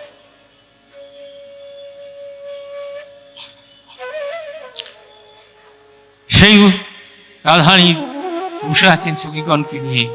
গোবিন্দ আসছেন, রথে করে আসছেন, রথ যাচ্ছেন, বহু অশ্ব সৈন্য সামন্ত বহু কিছু যাচ্ছেন। রাধারানী অপলক নয়নে তাকিয়ে আছেন। কে আসছেন? শুনছেন একজন রাজা আসছেন। কে সেই রাজা? মনে মনে চিন্তা করছেন, কেই রাজা? তাকে আছেন অপলক নয়নে। আর গোবিন্দ তিনিও কিন্তু আসছেন, সকলে এসছে সেই রথে করে, দৃষ্টি ফেলে ফেলে আসছেন। যদি একবার বৃন্দাবনে যদি সখীগণ আসতেন, একবার যদি দর্শন হতো, অন্তরটা ফুরে যেত। অনেক দিন থেকে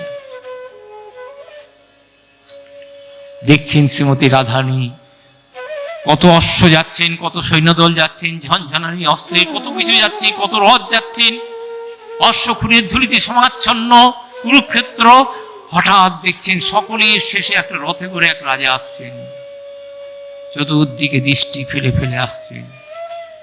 দূর থেকে গোবিন্দ দর্শন করছেন। আহা, প্রাণবধূ আয়া, তুমি এসেছো। ধীরে ধীরে রথ নিয়ে আসছেন। শ্রীমতী রাধারানী যেখানে অষ্টসখী পরিবৃতা হয়ে আছে, রথ এসে দাঁড়ালেন। শ্রীমতী রাধারানী অপলক নয়নে দেখাচ্ছেন, এ কেই রাজা? চিনতে পাচ্ছেন না? এ তো আমার প্রাণবধূ নয়, সে তো বনফুলে সজ্জিত, এ তো চরণ থেকে মস্তক পর্যন্ত স্বর্ণ আভরণে আভরণে ভূষিত। এ তো আমার প্রাণবধূ নয়। আমি কাকে দেখছি? নির্বাক দুজনাই, শুধু নয়নের চাহনি। হঠাৎ মৌন ভাঙলেন আমার প্রাণ গোবিন্দ। রাধে, আমায় চিনতে পারছো না? রথ থেকে নামলেন। শ্রীমতী রাধারানী ছাড়ছাড় করে কাঁদছেন। প্রাণ বধূয়া, আমি তো এইভাবে তোমাকে দর্শন চাই না, আমি তো এখানে তোমার সঙ্গে মিলিত হব না। যদি সত্যি তুমি আমাকে পেতে চাও, এখানে নও, একবার বৃন্দাবন চলো, সেই কুঞ্জের অন্তরালে আমি তোমাকে। রথযাত্রা, সেই যাত্রা গোবিন্দকে নিয়ে যাচ্ছেন বৃন্দাবনে শ্রীমতী রাধারানী কেলিতল্পেন। ব্যাপারটা বোঝাতে পারলাম কিনা আমি জানি না, ব্যাপারটা বোঝা যায়। এর নাম রথযাত্রা। আমরা মনে করি রথবরী বামনং তিষ্ঠা পুনর্জন্ম নভবতী, না, এটা প্রেমের দেবতা। কোন প্রেম? আজকে দুদিন বিয়ে করলেন, তারপরে দেখছেন না পেপার খুলে, তারপরে প্রেমিকাকে পুড়িয়ে দিচ্ছে, তারপরে গলায় দড়ি দিচ্ছে। এই প্রেমের কথা বলেছেন বৃন্দাবনে? না না না না, এই প্রেম নয়, এই প্রেম আলাদা। রাধা গোবিন্দের প্রেম আলাদা।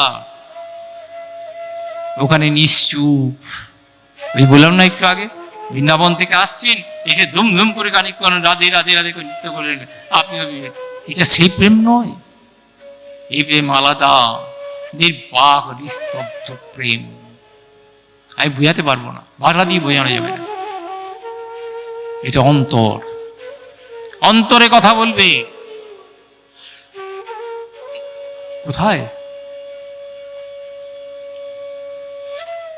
এই প্রেমের কথা বর্ণনা করা যাবে না, এই প্রেমের কথা ভালো ভাষা যাওয়া যাবে না। একটা গান আছে না, তোমার বলার ছিল অনেক আশা, পারলাম না,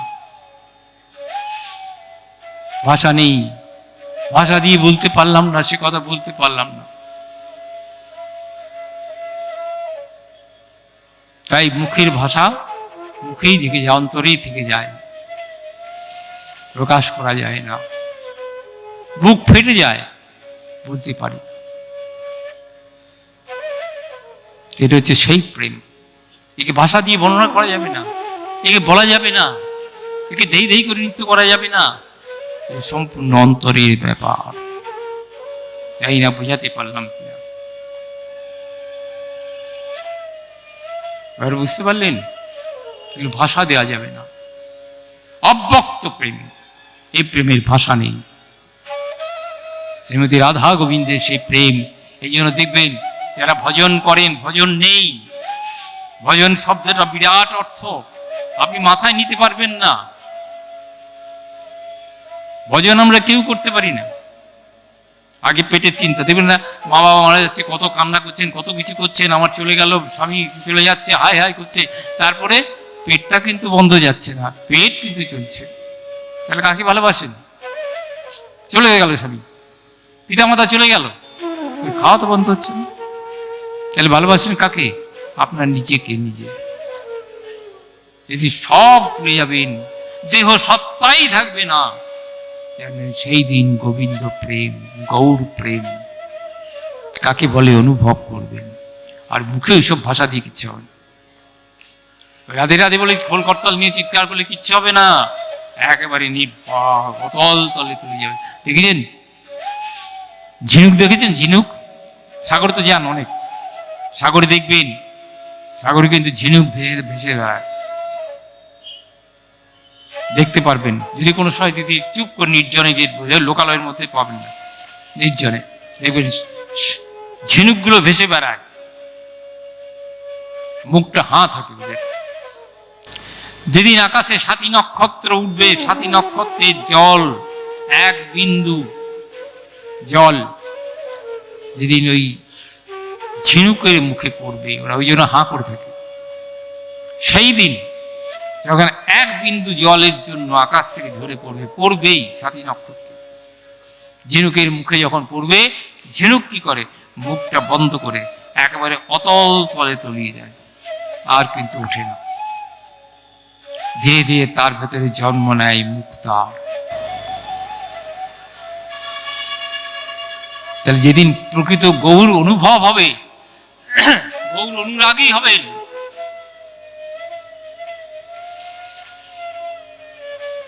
সেই দিন আর কিন্তু বসে নয়, আর কিন্তু কীর্তন নৃত্য নয়, তখন একেবারে অতল তলে, একেবারে নির্জন নিরিবিলি নিস্তব্ধ জায়গায় আপনি বসে আছেন। কোথা দিয়ে সময় অতিবাহিত হয়ে গেল আপনি নিজেও জানেন না, আপনার অতিবাহিত হয়ে যাবে। এর নাম ভজন। ব্যাপারটা বোঝা গেল? আমরা সবাই এখন ভজন ভজন ভজন ভজন ভজন, গাল ভরা শব্দ, কোথায় পাবেন? মালা জপ করলেই ভজন হলো না?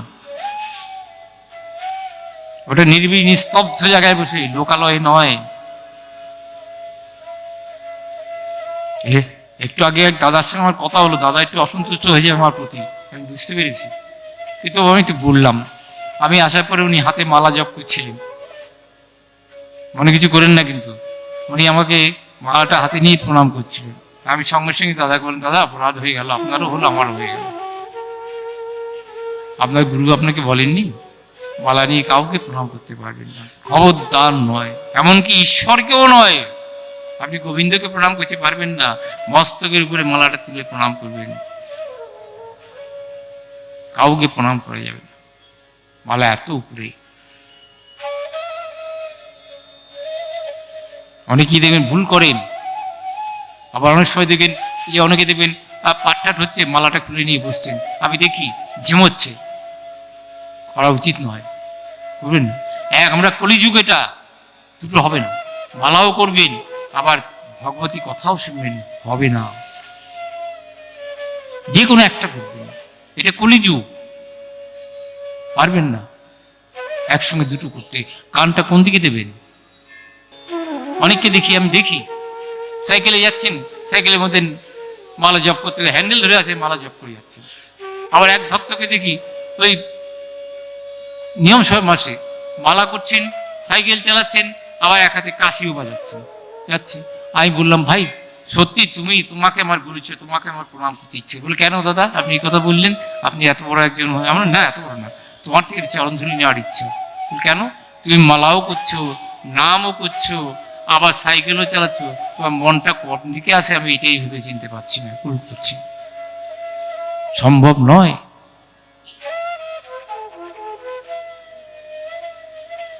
ভগবান উদ্বিগ্ন হয়ে উদ্ধবকে প্রেরণ করলেন, যাও আমার জনেদের খবর নিয়ে আসো। তাহলে ভগবান ভক্তের জন্য উদ্বিগ্ন হয়ে দূত পর্যন্ত পাঠান। এই ভগবানই আবার কি করেন বলেন তো? ভক্তের জন্য চোর অপবাদ সহ্য করেন। চোর অপবাদ গ্রহণ করতে হয়, তাহলে ভক্তে কত ভালোবাসেন আমি চিন্তা করতে হবে। গোপাল প্রতিষ্ঠা হয়েছে বৃন্দাবনে গোবর্ধনে, কাকে নিমিত্ত করে? মাধবেন্দ্র পুরীপাতকে নিমিত্ত করে। ভক্তের ভগবানকে এই জন্য বলেছেন, এমনি ভক্ত হও, তুমি হবে না, তিনি কৃপা করে তোমাকে ভক্ত করে নেবেন, তবে লোক দেখানো নয়।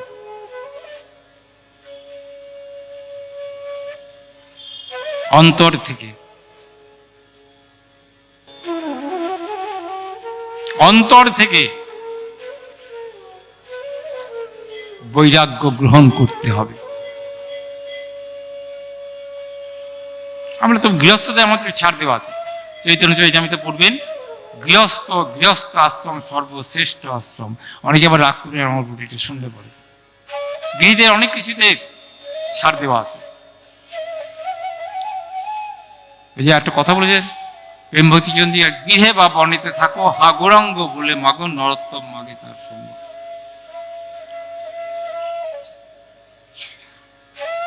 তার মানে গৃহেই থাকো আর বনেই থাকো, গৃহতে বাদ দেয়নি তো। আরে বনে গেলেও একটা কুটির বানাতে হবে।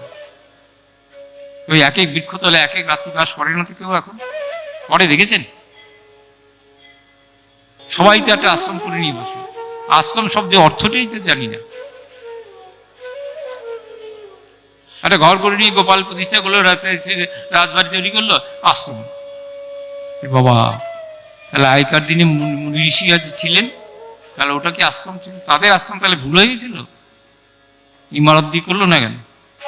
না না না, লাভ পূজা প্রতিষ্ঠা শুকরি বিষ্ঠা মেখে এলে সারা গায়। ভগবান কখনই থাকেন না দোতলা বাড়িতে, কখনই থাকেন না পাঁচতলা বাড়িতে, কখনই লিফটে উঠে লিফটে নেমে থাকে না সেখানে। ভগবান থাকেন সেইখানে। কোথায়? যেখানে প্রেম আছে, ভক্তি আছে, শ্রদ্ধা আছে, বিশ্বাস আছে, সেখানে। নাই বা থাকলো ঘর দরজা, দরকার নেই তো।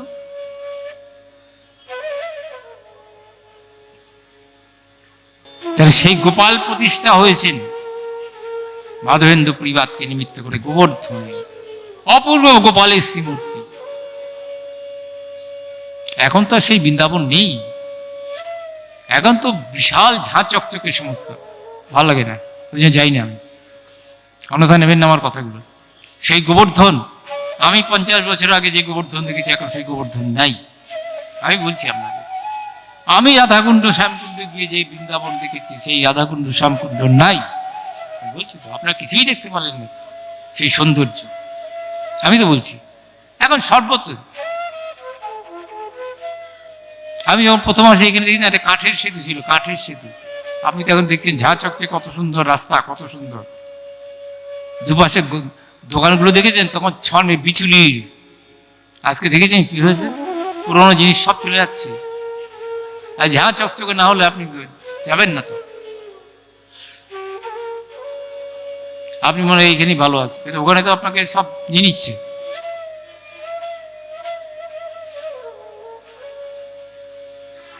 সেই গোপাল দর্শন করছেন, বৃন্দাবনে এসেছেন সেই গোপালকে দর্শন করবার জন্য দুই বৃদ্ধ, এক বৃদ্ধ আর একজন যুব পুরুষ ব্রাহ্মণ, সব তীর্থ ঘুরে এবার বৃন্দাবনে এসেছেন। যাই শুনেছি গোপাল প্রতিষ্ঠা হয়েছেন, এবার গোপালের দর্শন করে আসি। যে বৃদ্ধ ব্রাহ্মণ দীর্ঘ আশা একটু বৃন্দাবন দর্শন করবো, বিভিন্ন তীর্থ, কিন্তু কাউকে সঙ্গে পায়নি।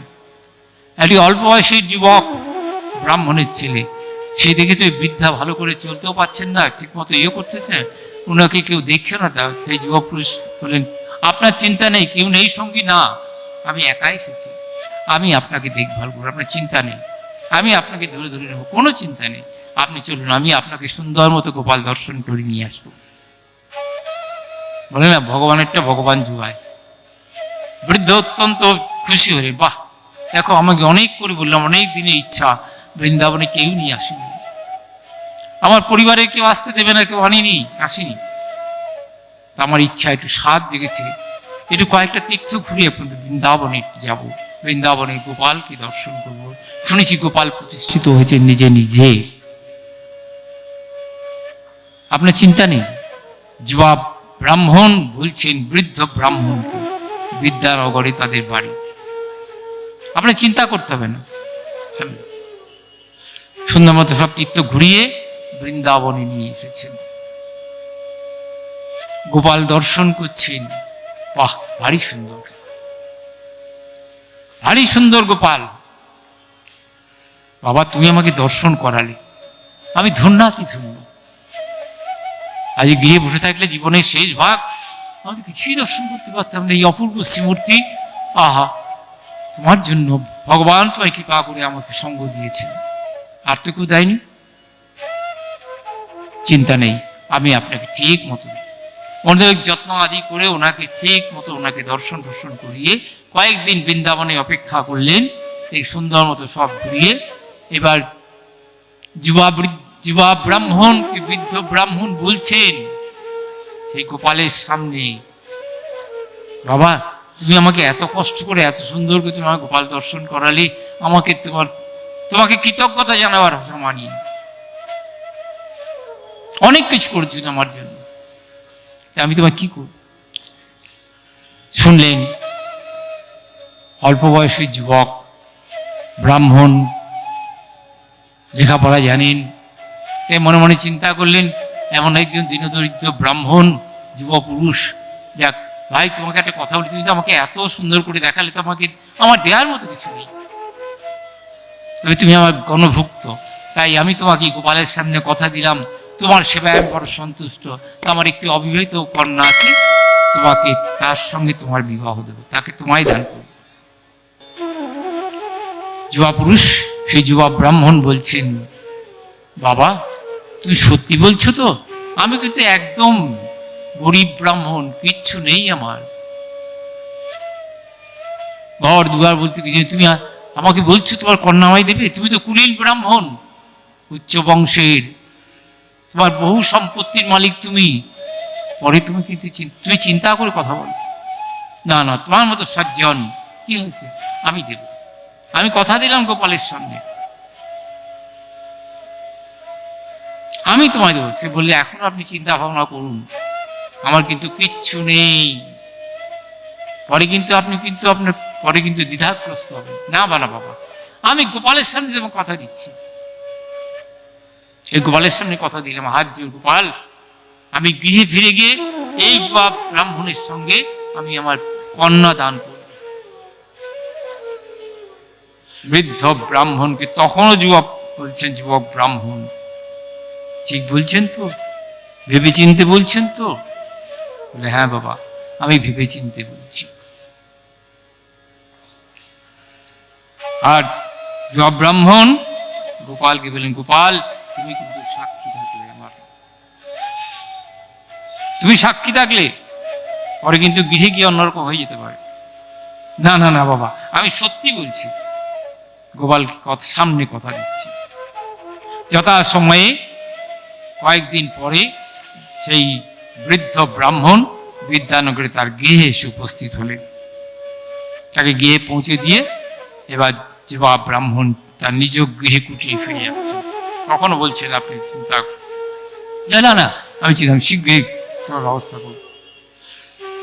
কয়েকদিন পর বৃদ্ধ ব্রাহ্মণ তার স্ত্রী, কন্যা ছেলে সবাইকে বলছেন, বাবা এই ব্যাপার আমি কথা দিয়েছি। কি বলছো তুমি? তুমি কি বলছো? না না, এই হতে পারে না, যার কিচ্ছু নেই আর আমাদের এত সম্পত্তি, ও বুঝতে পেরেছি তোমাকে ভুলিয়ে ভালিয়ে অনেক সম্পত্তি খাওয়ার জন্য এই সমস্ত কথাবার্তা হয়েছে, খবরদার করো না। বৃদ্ধ ব্রাহ্মণ বলছে, আমি কথা দিয়েছি, আমি কথা দিয়েছি গোপালের সম্মুখে। গোপালের শ্রীবদনে হাসি হাসি আমি দেখেছি, আমার কথা তিনি শুনেছেন, কিন্তু না, হবে না। একদিন সেই যুব ব্রাহ্মণ এলেন, বাবা কি করলে? বৃদ্ধ ব্রাহ্মণ মত পাল্টে ফেলেন, স্ত্রীর কথায়, ছেলের কথায়, মেয়ের কথায়, আত্মীয় পরিজনের কথায়, তারা সব যেমন ভাবে বুঝালেন তেমন ভাবে বললেন, না বাবা হবে না, আমার ইচ্ছা থাকলেও হবে না। বলে, আপনি কিন্তু কথা দিয়েছেন গোপালের সম্মুখে।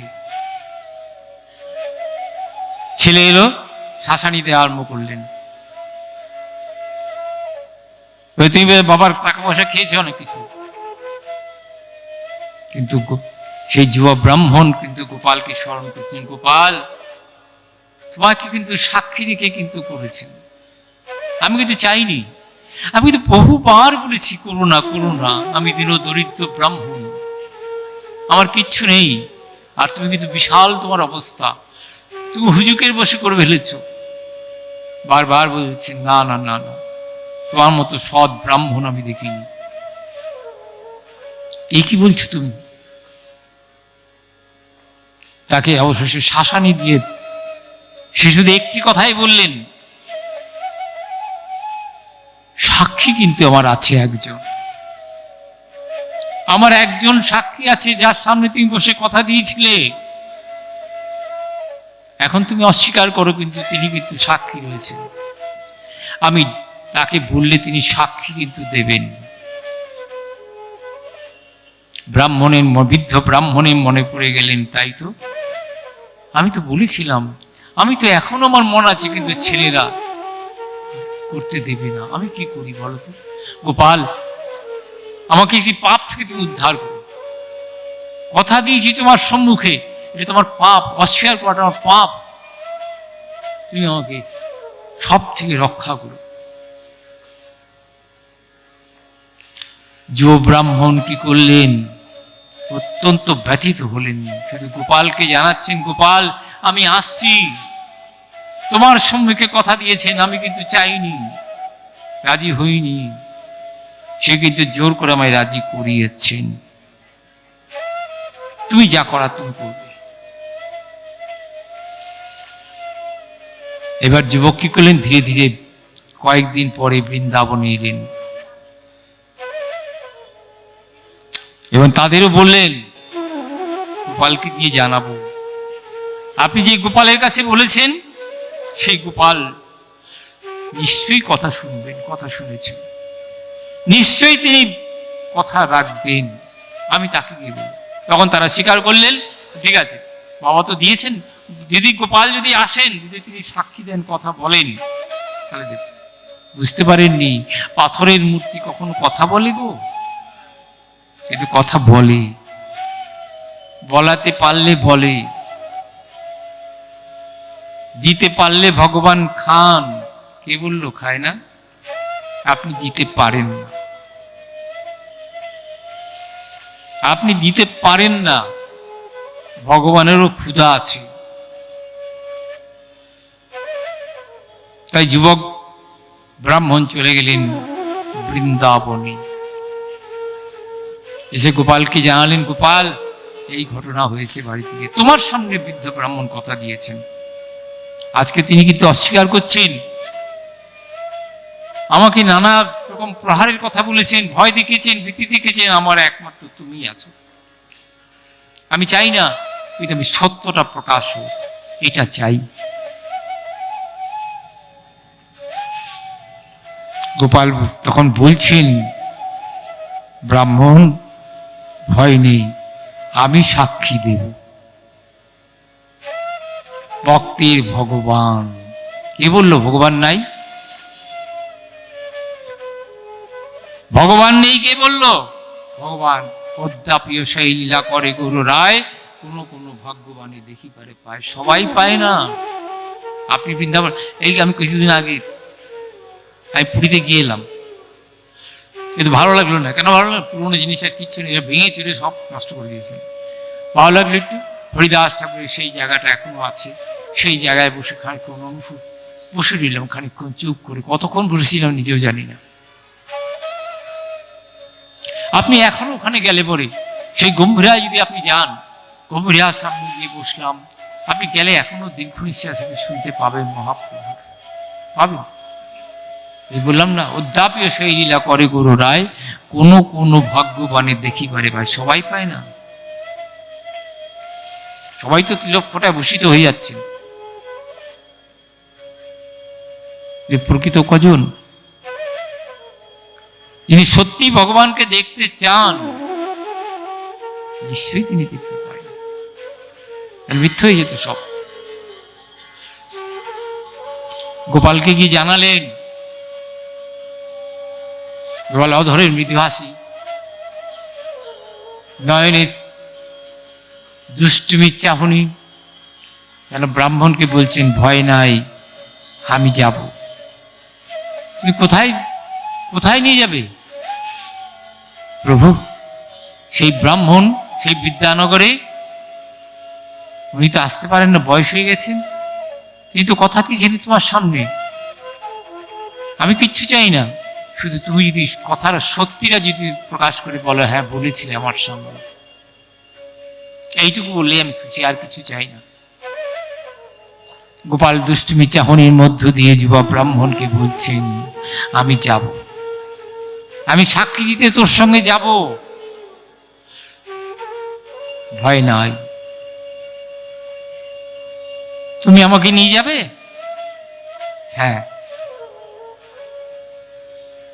আমি যাব। একমাত্র বুঝতে পারছি দুইজন, আর যারা ভক্তরা বসে আছেন বুঝতে পাচ্ছেন কি যেন একটা হচ্ছে, কিন্তু বুঝতে পারছে না। ধীরে ধীরে ধীরে ধীরে গোপালকে বললেন, ব্রাহ্মণকে বলে, আমি তোমার সঙ্গে যাব, তুমি কিন্তু পিছন ফিরে তাকিও না, যদি পিছন ফিরে তাকাও আমি কিন্তু সেখানে অবস্থান করবো, আর যাবো না। বলে তাই হবে। ধীরে ধীরে ধীরে ধীরে আসছেন গোপাল যুব ব্রাহ্মণের সঙ্গে। যখন বিদ্যানগরে আসছেন, সেই সময় মনে মনে চিন্তা করলে, এতক্ষণ পর্যন্ত তাকাইনি, সত্যি কি তিনি এসেছেন? আমি তো পিছন ফিরে একবারও তাকালাম না। সঙ্গে সঙ্গে যেই পিছন ফিরে তাকিয়েছেন, দেখছেন গোপাল সেখানে দ্বিভুজ হয়ে বলি ধারণ করে দাঁড়িয়ে আছে। আর আমার যাওয়া হলো না, যাওয়া হলো না। তুমি গিয়ে বলো, তুমি পিছন ফিরে তাকালে কেন? আমি তো বলেছি আমি যাব, তুমি তাকিও না। কিন্তু প্রভু, আমার ঠিক অন্তরটাই যেন কেমন করছিল, তুমি এলে তো, আমি তো কথা দিয়ে এসেছি তোমাকে নিয়ে যাবো। বেশ, আমি এখানে আছি, তুমি তাদের ডেকে নিয়ে এসো যে আমি সাক্ষী দিতে এসেছি তোমার জন্য। তুমি গ্রামে যাও, গিয়ে চলে আসো। সবাই ছুটে এলেন, কেউ বিশ্বাস করতে পারলে না যে ভগবান এসেছেন। শেষ পর্যন্ত সবাই ছুটে এলেন। গোপাল বলছেন, হে ব্রাহ্মণ, তুমি আমার কাছেই বলেছিলে, তুমি আমার সামনে বলেছো, কথা দিয়েছো, আমি সেই কথা রক্ষা করার জন্য সাক্ষী দিতে তোমার কাছে এলাম এই ব্রাহ্মণের সঙ্গে। গ্রামের সমস্ত লোক ভেঙে পড়েছেন, সবাই ছুটে এলেন। শেষ পর্যন্ত ব্রাহ্মণ তার কথা রাখলেন, যুবা পুরুষের সঙ্গে তার বিবাহ দিলেন, কন্যাদান করলেন। তাহলে ভগবান সাক্ষীও দেন, ভগবান সাক্ষীও দেন ভক্ত। বুঝলেন? ভক্ত হতে পারলে তো, আমরা ভক্ত হতে চাই না, তাই পাই না। আবার এই ভক্তের জন্য ভগবান চুরি পর্যন্ত করেন। ভগবান ভক্তের জন্য চুরি পর্যন্ত করেছেন। কে? কোন ভক্তের জন্য? এত বড় ভক্ত ওই এই জগতে দেখাতে পারবেন? তিনি কে? মাধবেন্দ্র পুরীপাদ। যিনি অদ্বৈত প্রভুর শিষ্য গুরু ছিলেন, তার কৃষ্ণ প্রেম, তার গৌর প্রেম জগৎ বিখ্যাত। গোপালকে প্রতিষ্ঠা করেছেন। আজকে মাধবেন্দ্রপুরীর জন্য অন্নকূট মহোৎসব হচ্ছে, মাধবেন্দ্র পরিবারের সৃষ্টি, মনে রাখবেন। স্বপ্নে আদেশ করলেন মাধবেন্দ্রপুরীপাদ, মাধবেন্দ্রপুরীপাদকে, পুরী ভয়ঙ্কর গরম, তাপে থাকতে পারছি না বৃন্দাবন, তুমি আমাকে মলয়জ চন্দন দিয়ে শীতল করো, লেপে এখানে নয় উড়িষ্যায়, আমার জন্য মলয়জ চন্দন নিয়ে এসো, আমার সর্বাঙ্গে লেপন করে, তবে আমার ঠান্ডা হবে। সেখান থেকে ছোটা এলেন, বৃন্দাবন থেকে আসছেন, শান্তিপুর হয়ে অদ্বৈত প্রভুর কাছে এলেন। অদ্বৈত প্রভু তার কাছে দীক্ষা নিলেন, দীক্ষা দিয়ে তারপর সোজা চলে এলেন পুরীতে। পুরীতে চলে এলেন, পুরীতে গিয়ে গোপীনাথকে দর্শন করলেন, বড় আনন্দ পেলেন। আহ, মাধব, এখান থেকে মলয়জ চন্দন আমার জন্য নিয়ে যেও, এক বোঝা আমাকে শীতল করে দিও। সন্ধ্যা হয়, গোপীনাথ দর্শনে এসেছেন, বড় সুন্দর লাগলো দর্শন করে। জানতে চাইলেন, কোনোদিন আসেননি, এখানে কি ভোগ লাগে, গোপীনাথের কি ভোগ লাগে। পুরোহিতকে জিজ্ঞাসা করলেন, বাবা এখানে বিগ্রহের সেবা কি ভোগ লাগে রাত্রে? বুঝতে পেরেছেন ইনি একজন সাধক। বলেন, এখানে দ্বাদশ কুণ্ডি ক্ষীর ভোগ হয়। মাধবেন্দ্র পরিপাদ কোনদিন ক্ষীরের আস্বাদন পায়নি। মাধবেন্দ্র পরিপাদ জিজ্ঞাসা করলেন পুরোহিতকে, পুরোহিত, পুরোহিত শব্দের অর্থ কি? পুরো মানে অগ্রে, যিনি সকলের মঙ্গল করেন, মঙ্গল চান, তার নাম পুরোহিত। পুরোহিতকে জিজ্ঞাসা করলেন, বাবা এখানে ঠাকুরের বিগ্রহের সেবায় কি ভোগ হয় রাত্রে? বললেন, বাবা এখানে ক্ষীর ভোগ হয়, দ্বাদশ কুণ্ডি ক্ষীর ভোগ লাগে। বাহ, শব্দটা প্রথম শুনলেন মাধবেন্দ্র বিবাদ। ক্ষীর কোনোদিন কেমন জিনিস জানেন না। গোবর্ধনে গোপাল প্রতিষ্ঠিত আছে, বহু কিছু ভোগরাগ হয়। মাধবেন্দ্র পরিপাদ ওই যে প্রথম দিন গোপাল তাকে দুগ্ধ দিয়েছিলেন ছদ্মবেশে এসে, সেই দুগ্ধই গোপাল আস্বাদন, মাধবেন্দ্র পরিপাদ আস্বাদন করেন। এই যে বহু কিছু ভোগরায়, কিচ্ছু তিনি আস্বাদন, তিনি একটু ওই দুগ্ধই আস্বাদন করেন। তা আজকে যখন শুনলেন যে গোপালের ক্ষীর ভোগ হয়, ক্ষীর কেমন জিনিস তা তো জানি না,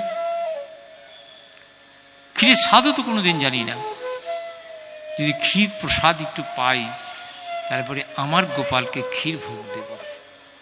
ভক্তের বাসনা।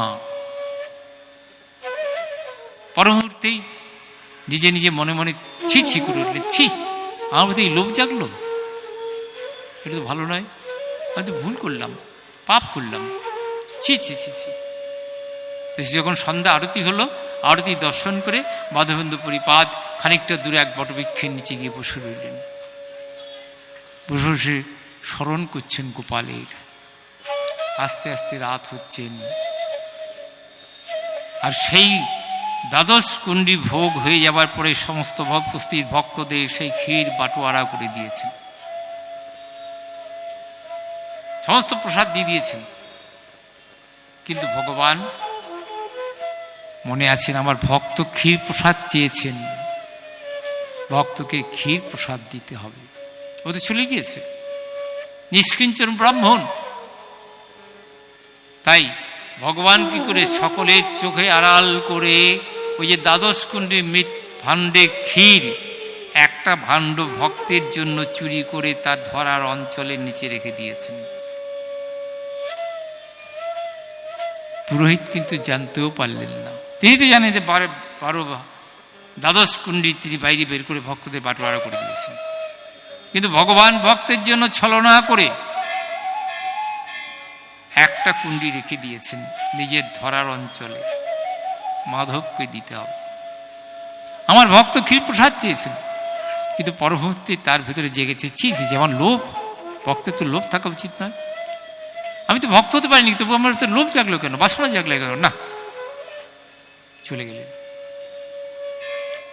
পুরোহিত সমস্ত কিছু সব করে, সেবক সমস্ত কিছু মন্দির বন্ধ টন্ধ করে একবারে নিজেও রাত্রিবেলা আহার করে শয়ন করেছেন। মধ্যরাত্রে তৃতীয় জাম, গোপীনাথ স্বপ্নে আদেশ করছেন সেই ব্রাহ্মণকে, পূজারীকে, ওঠো পূজারী, আমি ভক্তের জন্য এক কুণ্ডি ক্ষীর প্রসাদ আমার ধরার অঞ্চলের নিচে রেখে দিয়েছো, তুমি জানতে পারোনি। আমি ভক্তের জন্য রেখে দিয়েছি, কারণ ভক্ত আমার প্রসাদ চেয়েছেন। তুমি তাড়াতাড়ি ওঠো, ভক্ত বসে আছেন, তার নাম মাধব। তুমি সেই প্রসাদ নিয়ে মাধব মাধব করে বলবে, গোপীনাথ তোমার জন্য রেখে দিয়েছেন। কে আছো মাধব? তোমার জন্য ক্ষীর প্রসাদ পাঠিয়েছেন। পূজারী স্বপ্ন ভেঙে গেলেন, তাড়াতাড়ি লাভ দিয়ে উঠলেন, এই কি দেখলাম, কই আমি তো শয়ন দিয়েছি, কই ঠাকুরের কাছে কিছু নেই তো, এ কি দেখলাম? ধীরে ধীরে নেমে এলেন, দেখি তো। ধীরে ধীরে বাইরে বেরিয়ে এলেন, স্নান করলেন, তারপরে বস্ত্র পরে মন্দিরের দ্বার উন্মোচন করলেন। দেখছেন গোপীনাথের মুখে দুষ্টুমি হাসি। পুরোহিত, তুমি বুঝতে পারোনি, আমি কিন্তু আমার ভক্তের জন্য আমি কিন্তু চুরি করে রেখে দিয়েছি, তুমি বুঝতে পারো। তাড়াতাড়ি উঠেই আগে আঁচল সরালেন, অঞ্চলখানা তুলে দেখলেন, হ্যাঁ এক কুণ্ডির ক্ষীর রয়ে গেছে। কি, আমি এতদিন সেবা করলাম, কিছু পেলাম না। এ কে তাহলে? এ ভক্তটি কে? তুমি আমাকে প্রভু জানান দাও। তাড়াতাড়ি ক্ষীর নিয়ে তাড়াতাড়ি পথে বেরোলেন।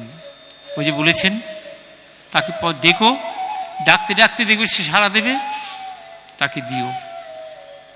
রাত্রে পথে বেরিয়েই ডাকছেন, মাধবকে, মাধবকে আছো, কোথায় আছো? ভগবান তোমার জন্য চুরি করে ক্ষীর রেখে দিয়েছেন, তুমি গ্রহণ করো। ভক্তের কাছে ভগবান নিজে ছুটে আসছেন, নিজে ভক্তের জন্য চুরি করছেন, তুমি চিন্তা করতে পারবে? তোমার জন্য রেখে দিয়েছেন, আমরা জানতে পারিনি। তুমি কেমন ভক্ত, একবার দেখা দাও, একবার সাড়া দাও। মাধব মাধব বলে চিৎকার করছেন। যখন এগোচ্ছেন, এগোতে এগোতে হঠাৎ সেই বটবৃক্ষের নিচের থেকে সাড়া আসছে, কে ডাকছো? আমি মাধব, আমি সন্ধেবেলায় গিয়েছিলাম দর্শন করতে, আরতি দর্শন করে চলে এসেছি। সাড়া দিচ্ছেন, সেবক ছুটে চলে গেলেন, এই না আমাকে ধরো, ভগবান তোমার জন্য চুরি করে রেখে দিয়েছেন ক্ষীর, এই ক্ষীর তুমি আস্বাদন করো। মাধবেন্দ্র পরিপাদ ধরে ঝরঝর করে কাঁদছেন, ভগবান তুমি আমার জন্য চুরি করতে, তোমাকে চোর অপবাদ নিতে হলো। সারা জগৎ তোমার জন্য কান্না করছে না, তুমি আমার জন্য চোর অপবাদ গ্রহণ করলে। কি করলে প্রভু? নাও, আগে নাও, আগে নাও তুমি। মাধবেন্দ্র সে প্রসাদ নিলেন, সেই প্রসাদ গ্রহণ করলেন।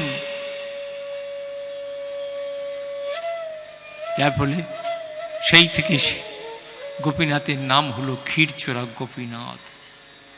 দর্শন করেছেন তো পুরীতে, চিন্তা করতে পেরেছেন? ভক্তের জন্য ভগবান, আর আমরা মেকি সাজি, মেকি সেজে বেড়াই, প্রকৃত ভক্ত হতে পারি।